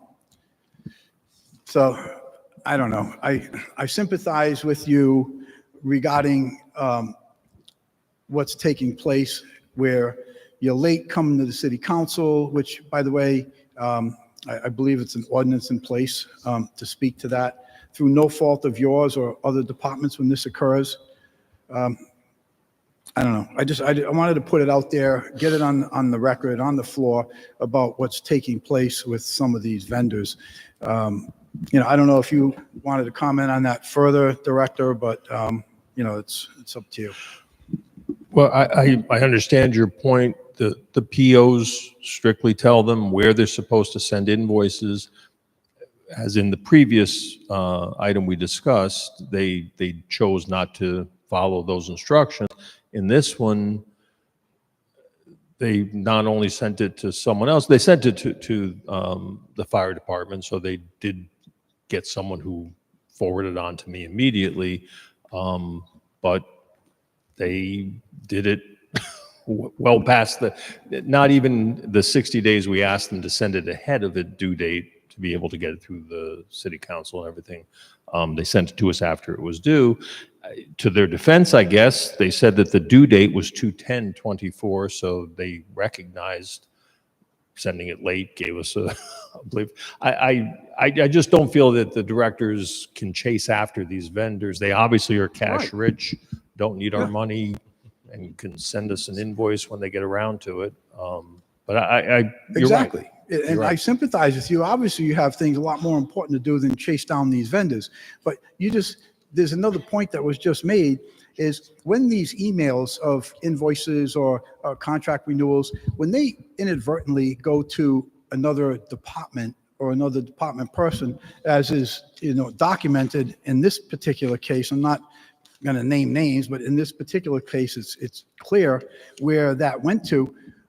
I would assume that there's a policy in the administration, or at least training to other departments, that, hey, listen, when you get something that doesn't belong to the police department and it belongs to MIS, send it off to MIS.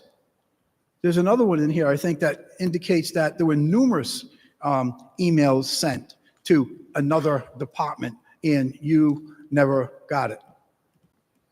It's crazy that we even have to have this discussion here about that. But in any event, that's it. I'm done. Thank you, Chairman. Questions from the committee? Questions from the council? Questions from the public? Thank you, Director. Thank you. The next item is item number 11. This is requested by Councilman Ricks. Bid 2024-321, police mobile thermal printers, and this is found on page 76. Major, please identify the councilman. You have the floor. Major Andy Sullivan for the police department. Thank you. Yeah, this particular item, this isn't the reason that I'm bringing this particular item to the floor, though it initially struck my attention because I recently discovered how magical thermal printers are. In fact, I carry one around in my bag with me now. Bring it to court. It's great. Much better than physically writing up these different forms and the like when I can just hook it up to my laptop or my phone and print something on the go.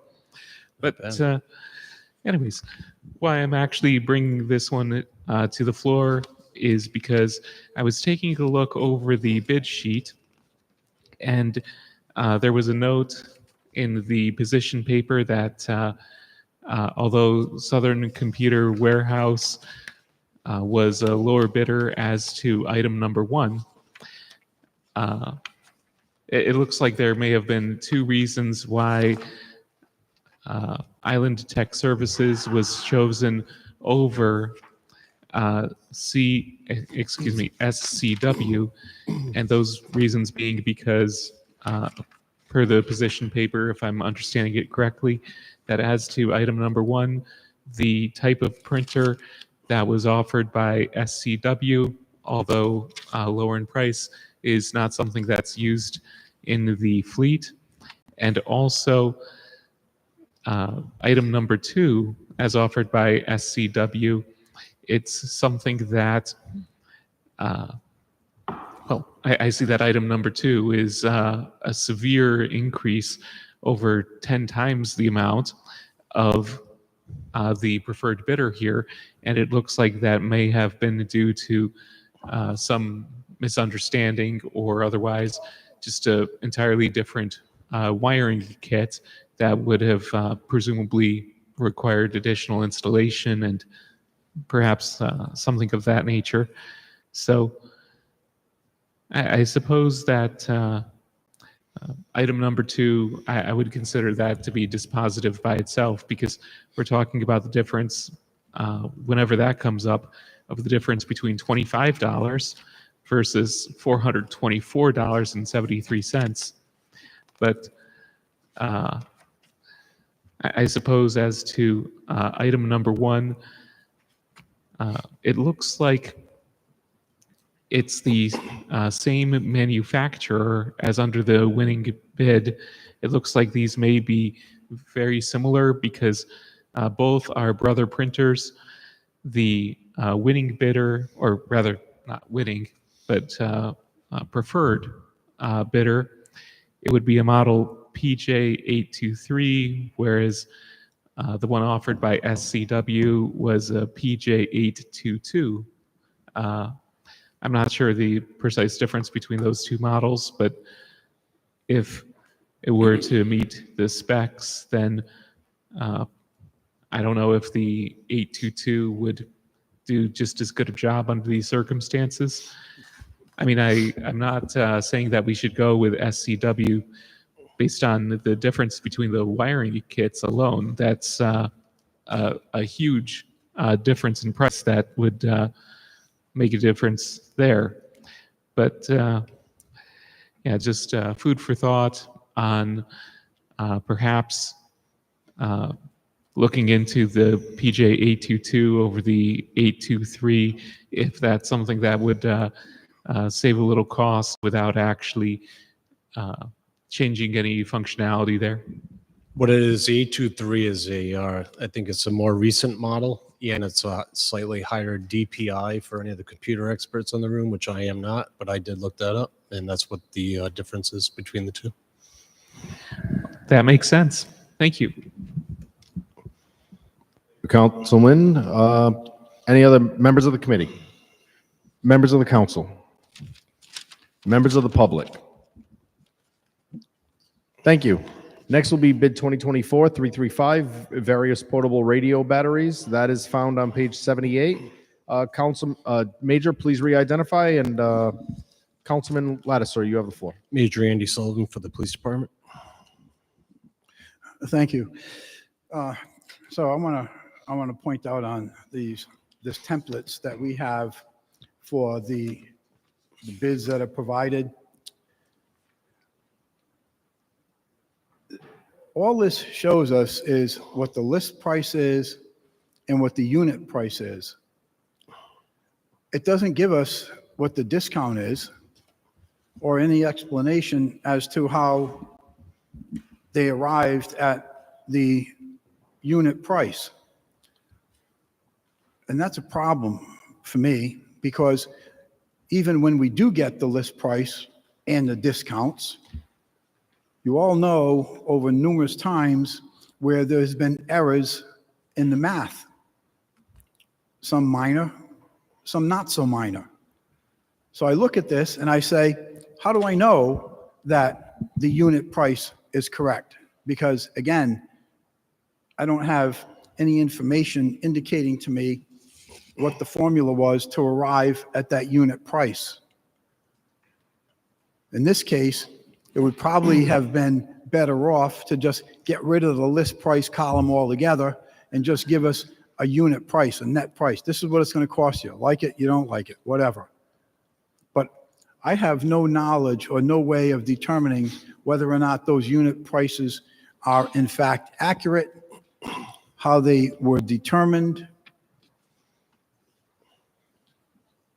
or anything else on that, for that matter. And that's my problem with that.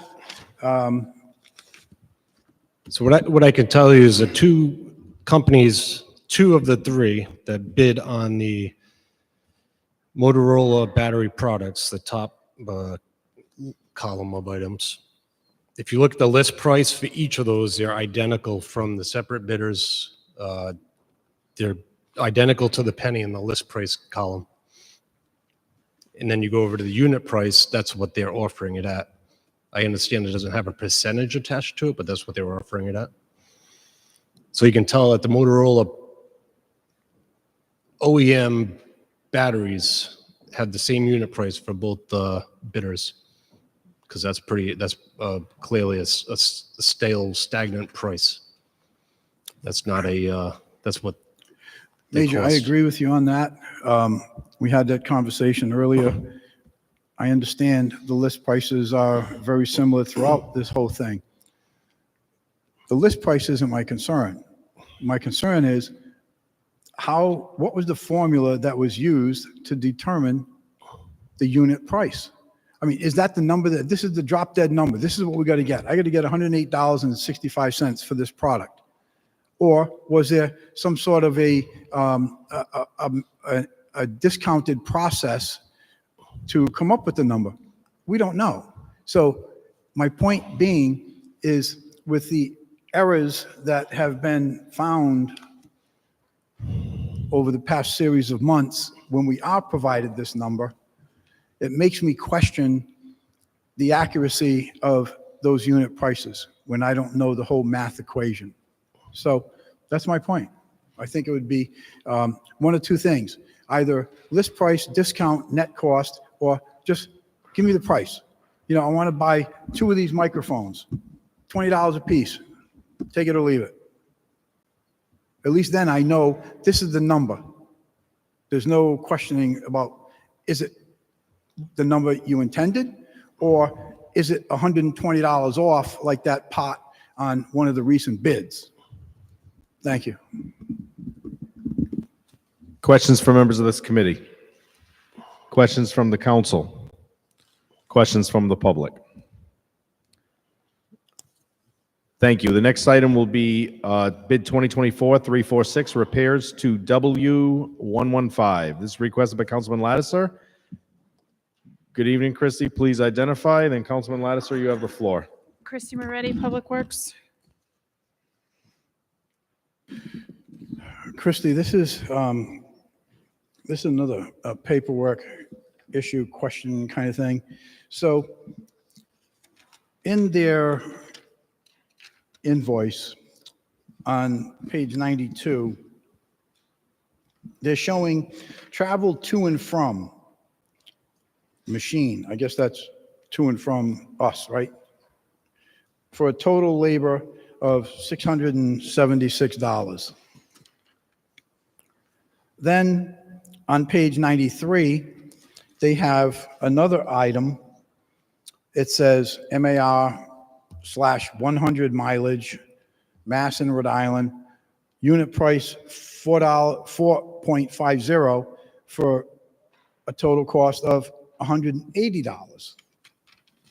So I don't understand how we're paying for this mileage travel thing at 180, I didn't total those numbers, 6, 7, somewhere around $850 for a travel time of approximately 58 minutes each way, somewhere between 43 and 46 miles each way. Why do we have those two charges? Is there something that I'm missing? Because they can. We don't have a contract with them to come out and fix our vehicles. In this particular instance, they came to our facility to look at, it was a fault lockout code. We have certain Milton Cat software, but we don't have this software, which is proprietary, and they don't let other people have it. So basically they can charge us whatever they want to come to our facility. So you're right. They can charge us whatever they want. But it would make sense to me that someone would be questioning whether or not these charges were right. I'm looking at over $800 for travel time for something that's an hour down and an hour back. And it's not being questioned. That doesn't make sense to me, that we're paying it because that's what they told us. It would make sense to me that someone picks up the phone and say, hey, Milton, are you charging us twice? Or is there a reason why you're charging us $676 and then you're charging us another $180? I don't get it. I just don't get it, why these things are not being challenged. But apparently they're not. So we're going to be paying for over $800 worth of travel back and forth, but we don't know how or why. Are there any questions from members of this committee? Questions from members of the council? Questions from the public? Thank you.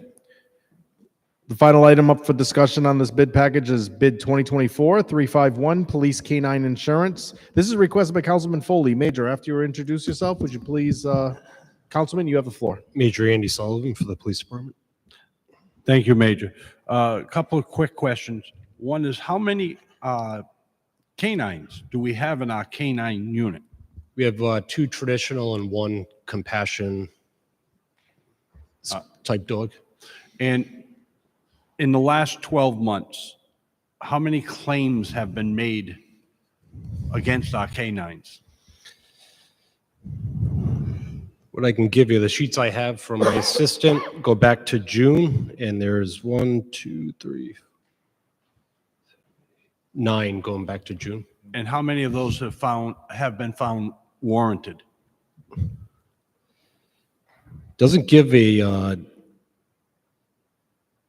some might be general, like a regular checkup. Some might be for, I think one of the dogs had conjunctivitis. So I don't have a list of what the diagnoses were, but. And my understanding is that this insurance is for that, if someone makes a claim against our canines. It's for wellness visits and for, no. This is for their health, not Oh, for, all right. not I'm for sorry. any liability. Yep. I misunderstood. Yep. Thank you. Thank you, Councilman. Any questions from this committee? Questions from the council?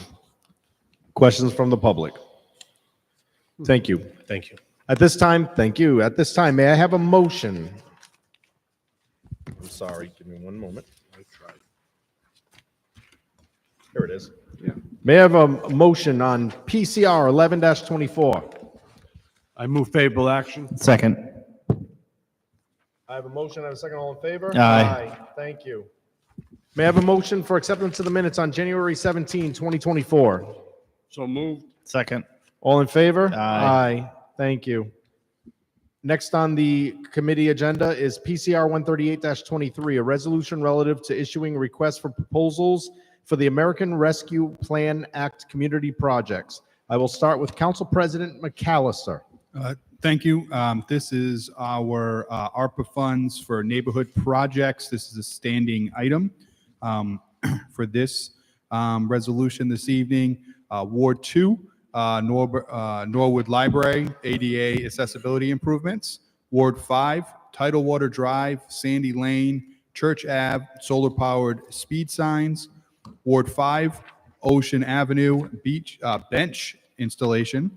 Ward 6, Oakland Beach School, Warwick Veterans Middle School, Park School, Buttonwoods Ave near Long Street, and Asylum Road, solar-powered speed signs. And Ward 9, Post Road at Cohasset Road, intersection beautification improvements. So this is what is before us, and each individual council person can give additional details if they'd like on these. Thank you.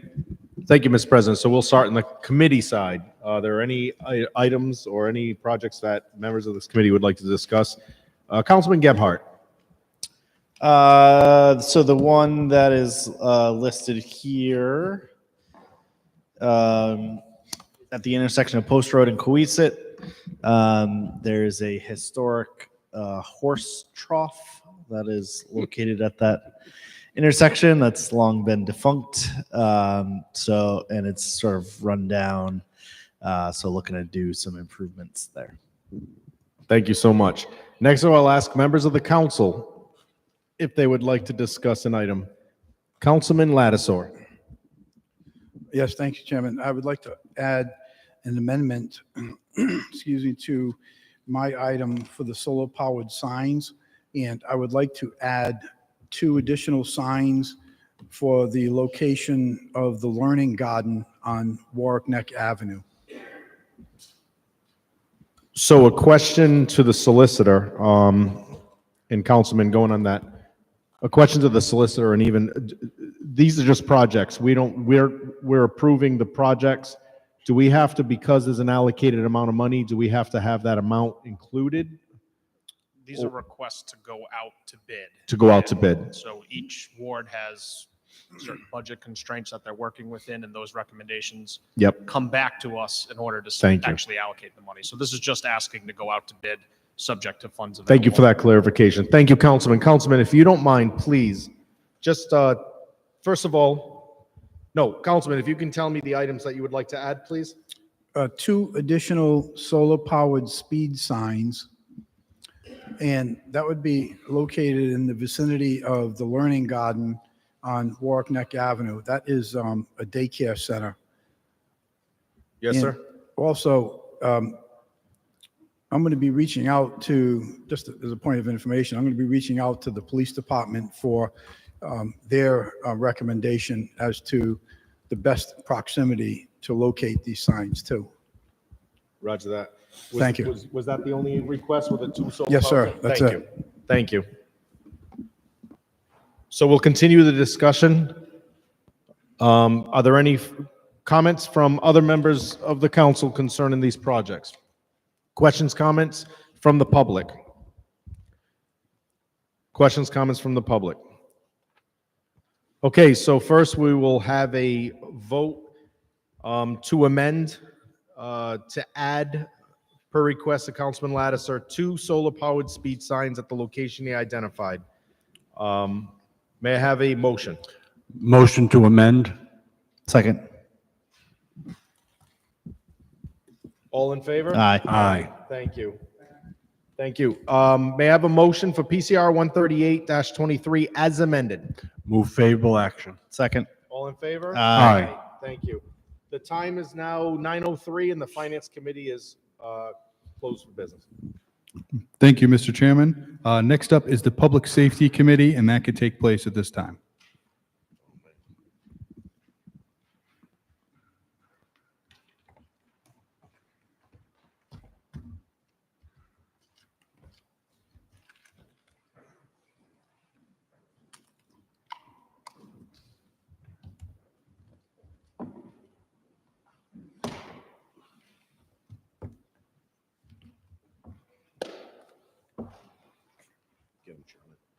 I'm waiting.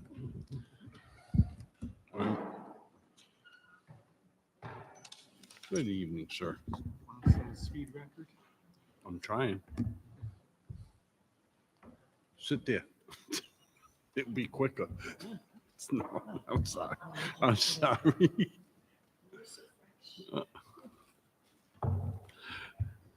The Public Safety Committee comes to order at 9:04. First item is acceptance of minutes from the committee meeting held on January 3rd. Move to approve.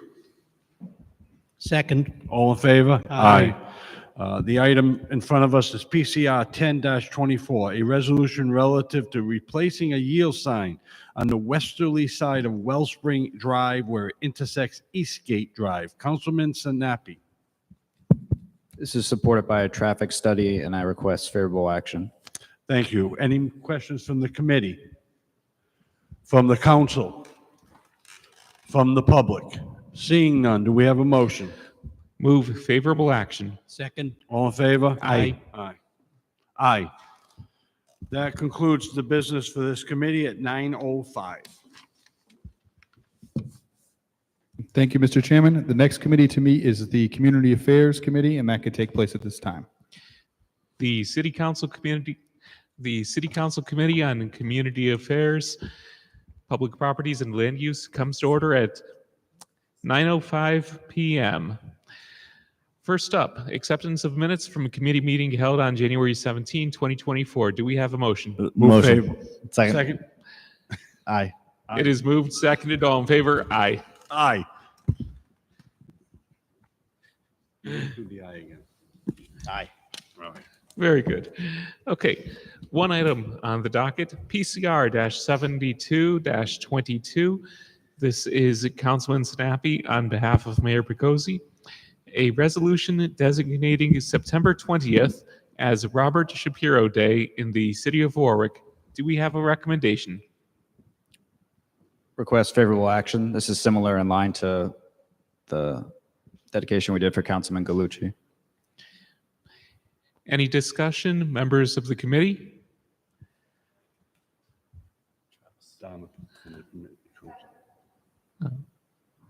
Councilman Travis? Thank you. Any discussion, members of the council? Council President?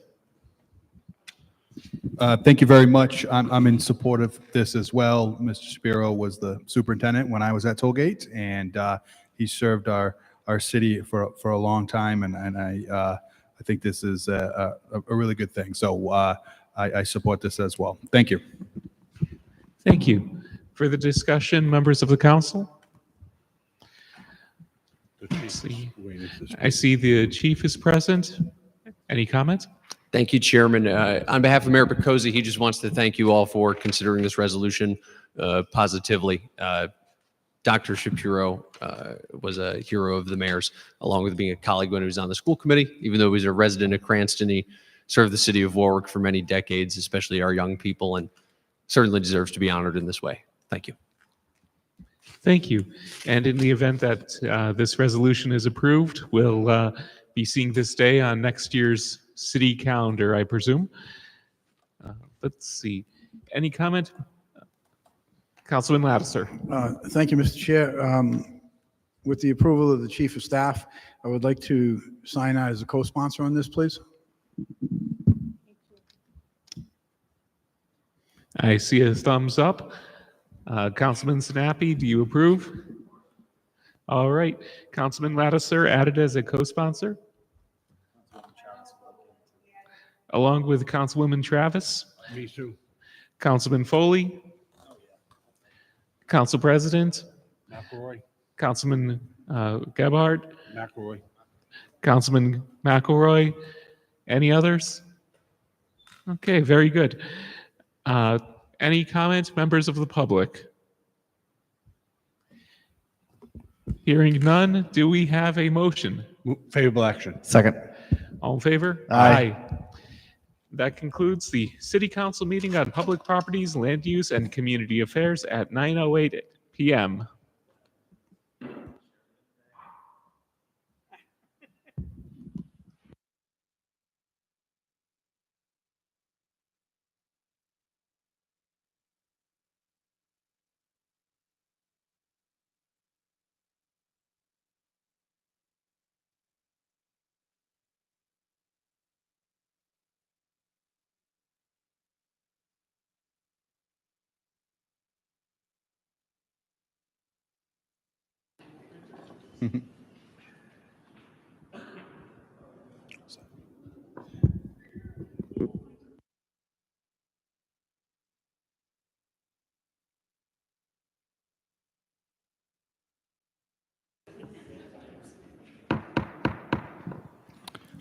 Good evening again. We are now back in the full council meeting. So if you are following us, here we have done roll call, salute to the flag, general communications. So now we're on executive communications. There are none. Next up on the agenda is the acceptance of the minutes for the council meeting held on January 17th. Councilman Howe. Second by Councilman Foley. All those in favor say aye. Aye. Any opposed? Any abstentions? All right, thank you. Number one this evening is the announcements of appointments. Councilman Gephardt.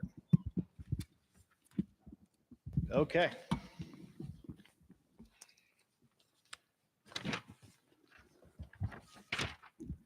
To the Board of Public Safety, Michael Gilbert. To the Retirement Board, Jean Mudo Kyle. To the School Building Committee, Thomas Kravitz, Dean Pimentel. To the Historical Cemeteries, that's Yep. it. Thank you. So those were appointments that did not require confirmation from the Yes, sir. council. So now we're moving on to number two, which is appointments requiring confirmation. So first up, committee report, appointments. To the Historical Cemeteries Commission, Cynthia Corkum, recommend favorable action. Okay, for action, Councilman Foley.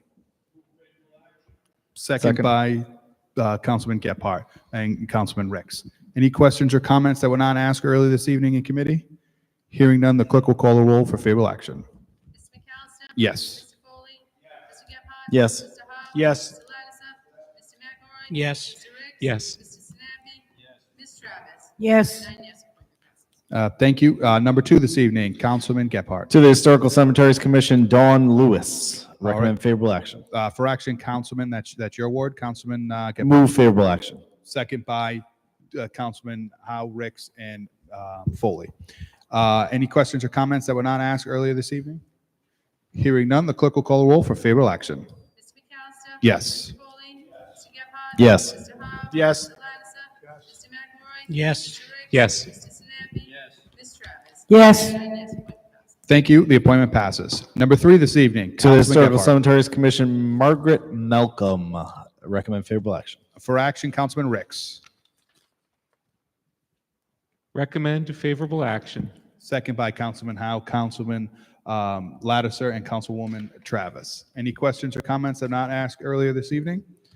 Hearing none, the clerk will call the roll for favorable action. Yes. Yes. Yes. Yes. Yes. Yes. Thank you. Number four, Councilman Gephardt. To the number four, right? Yes, she's still on the cemetery. Historical Cemeteries Commission, Diane McConnell, recommend favorable action. For action, Councilman Gephardt. Move favorable action. Second by Councilman Lattiser and Councilman Howe. Any questions or comments? Hearing none, the clerk will call the roll for favorable action. Yes. Yes. Yes. Yes. Yes. Thank you. The next appointment, Councilman Gephardt. To the Wildlife and Conservation Commission, Kate Fitzpatrick. Committee recommends favorable action, and I move favorable action. Okay, second by Councilman Lattiser and Councilman Howe and Councilman Foley. Any questions or comments? Hearing none, the clerk will call roll for favorable action. Mr. McAllister? Yes. Mr. Foley? Mr. Gephardt? Yes. Mr. Howe? Yes. Mr. Lattiser? Mr. McElroy? Yes. Mr. Riggs? Yes. Mr. Sinapi? Yes. Ms. Travis? Yes. 9 yes, Thank you. Number 2 this evening, Councilman Gephardt. To the Wildlife and Conservation Commission, Ann Holst. Committee recommends favorable action, and I move favorable action. Second by Councilman Lattiser and Councilman Howe. Any questions or comments? Hearing none, the clerk will call roll for favorable action. Mr. McAllister? Yes. Mr. Foley? Mr. Gephardt? Yes. Mr. Howe? Yes. Mr. Lattiser? Yes. Mr. McElroy? Yes. Mr. Riggs? Yes. Mr. Sinapi? Yes. Ms. Travis? Yes. 9 yes, Thank you. Number 3, Councilman Gephardt. To the Wildlife and Conservation Commission, Susan Kennedy. Committee recommends favorable action. Councilwoman Travis, can you move that for me, please? Yes, I move favorable action for Susan Kennedy. Second by Councilman Lattiser and Councilman Howe. Any questions or comments that were not asked earlier this evening? Hearing none, the clerk will call roll for favorable action. Mr. McAllister? Yes. Mr. Foley? Mr. Gephardt? Yes. Mr. Howe? Yes. Mr. Lattiser? Yes. Mr. McElroy? Yes. Mr. Riggs? Yes. Mr. Sinapi? Yes. Ms. Travis? Yes. 9 yes, Thank you. Number 4 this evening, Councilman Gephardt. To the Wildlife and Conservation Commission, Cynthia Quellick. Committee recommends favorable action. Councilwoman Travis. Yes, I move favorable action for Cynthia Colwick. Second by Councilman Lattiser and Councilman Howe. Any questions or comments that were not asked earlier this evening? Hearing none, the clerk will call roll for favorable action. Mr. McAllister? Yes. Mr. Foley? Mr. Gephardt? Yes. Mr. Howe? Yes. Mr. Lattiser? Mr. McElroy? Yes. Mr. Riggs? Yes. Mr. Sinapi? Yes. Ms. Travis? Yes. 9 yes, Great. Thank you very much. Appointment passes. We're moving on to number 3 this evening, which is the consent calendar. First up is PCR 11-24, Committee Report, Finance. Favorable action. For action, Councilman Howe. Move favorable action. Second by Councilman Foley. Go ahead, Councilman Howe. Thank you, Mr. President. Bid 2024-355, 2024-323, 2024-231, 2024-356, 2024-363, 2024-357, 2023-310, 2024-362, 2024-321, 2024-335, 2024-347, 2024-346, 2024-351, 2024-359, 2024-345, 2024-360, 2024-051, 2024-053. That completes the bid packet, Mr. President.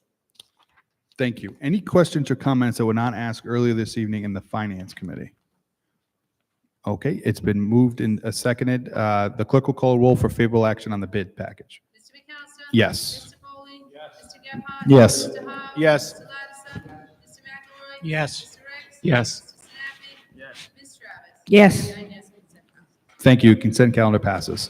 I believe 2 items have been removed from the consent calendar. Councilman Howe. Yes, Mr. President.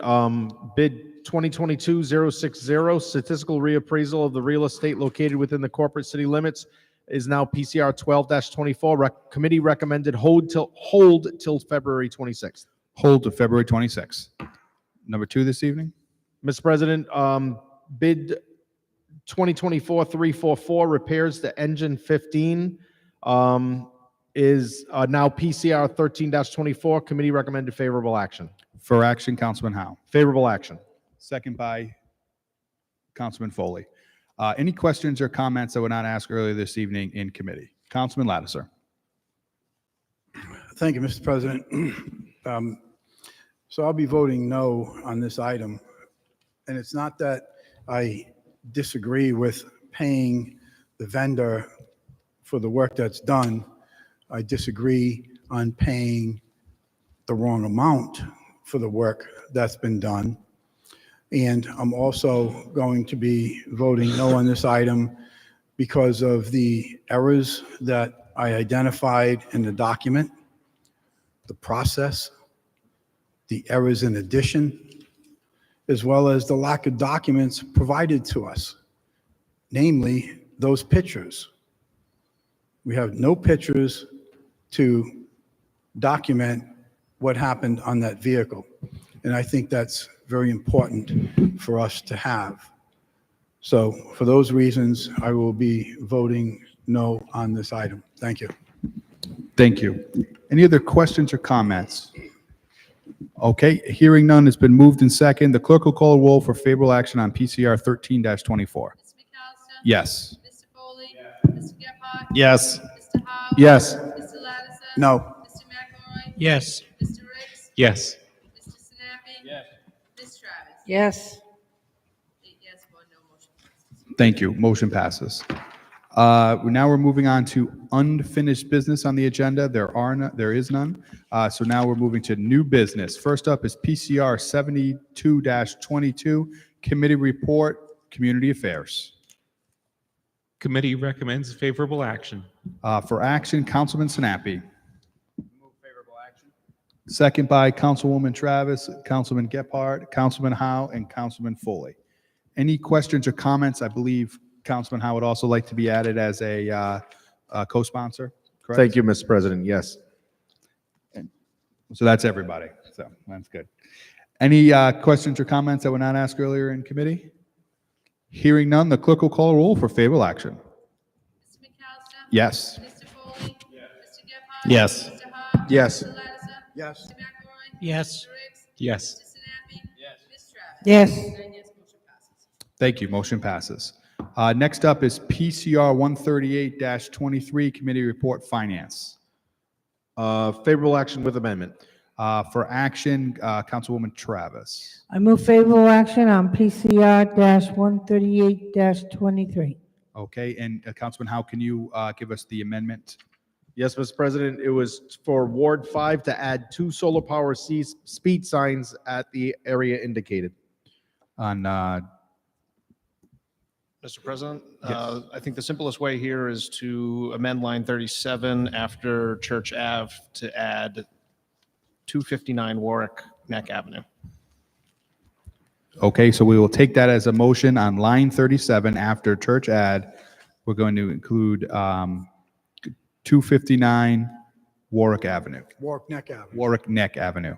Warwick Neck Avenue. That's a motion. Do we have a second to that amendment? Second by Councilwoman Travis and Councilman Foley And and Councilman Lattiser. Any other questions or comments? Okay, hearing none, the clerk will call a roll for favorable action on the amendment. Mr. McAllister? Yes. Mr. Foley? Mr. Gephardt? Yes. Mr. Howe? Yes. Mr. Lattiser? absolutely. Mr. McElroy? Yes. Mr. Ricks? Yes. Mr. Sinapi? Yes. Ms. Travis? Yes. 9 yes, 2 amend. Thank you. Councilman Howe, would you like to move it as amended? Move PCR 138-23 as amended. Second by Councilman Foley, Councilwoman Travis, and Councilman Lattiser. Any questions or comments? Hearing none, the clerk will call a roll for favorable action as amended. Mr. McAllister? Yes. Mr. Foley? Mr. Gephardt? Mr. Howe? Yes. Mr. Lattiser? Yes. Mr. McElroy? Yes. Mr. Ricks? Yes. Mr. Sinapi? Yes. Ms. Travis? Yes. Motion, 9 yes, motion passes as amended. Thank you. Number 3 this evening, PCR 10-24, Committee Report, Public Safety. For action, Councilman Sinapi. I move favorable action. Second by Councilman Lattiser, Councilwoman Travis, and Councilman Foley. Any questions or comments that were not asked earlier this evening in committee? Hearing none, the clerk will call a roll for favorable action. Mr. McAllister? Yes. Mr. Foley? Mr. Gephardt? Yes. Mr. Howe? Yes. Mr. Lattiser? Yes. Mr. McElroy? Yes. Mr. Ricks? Mr. Sinapi? Yes. Ms. Travis? Yes. 9 yes, motion passes. Thank you. Motion passes. We're now moving to unanimous consent. Ward 1, anything to docket under unanimous consent. Ward 2, Pass. Ward 3, Pass. Ward 4, Pass. Ward 5, Pass. Ward 6, Pass. Ward 7 passes, Ward 8, Ward 9. Pass. Councilwoman Travis. If there be no further business of this honorable body, I move to a docket session. All those in favor to move in the docket session, say aye. Aye. Aye. Any opposed? Any abstention? We are now in the docket session. Ward 1, anything to docket this evening. Ward 2, Pass. Ward 3, Mr. President, one item I would like to jointly docket with yourself. It is a resolution to the state designating an area of Main Street from West Shore Road to Post Road Jefferson Boulevard as Purple Heart Trail. Resolution to the General Assembly, correct? Yes, please. Intergovernmental. And Thank you. We're happy to take on any co-sponsors if you'd like. Any co-sponsors? It looks like we have full boat. Thank you, everyone. Thank you. Ward 4, anything to docket this evening? Pass. Ward 5? Pass. Ward 6? Pass. Ward 7, I have one, a standing item, resolution relative to issuing requests for proposals for the American Rescue Plan Act community projects. Finance. Ward 8. Pass. Ward 9. Pass. Thank you very much. We are adjourned. Thank you.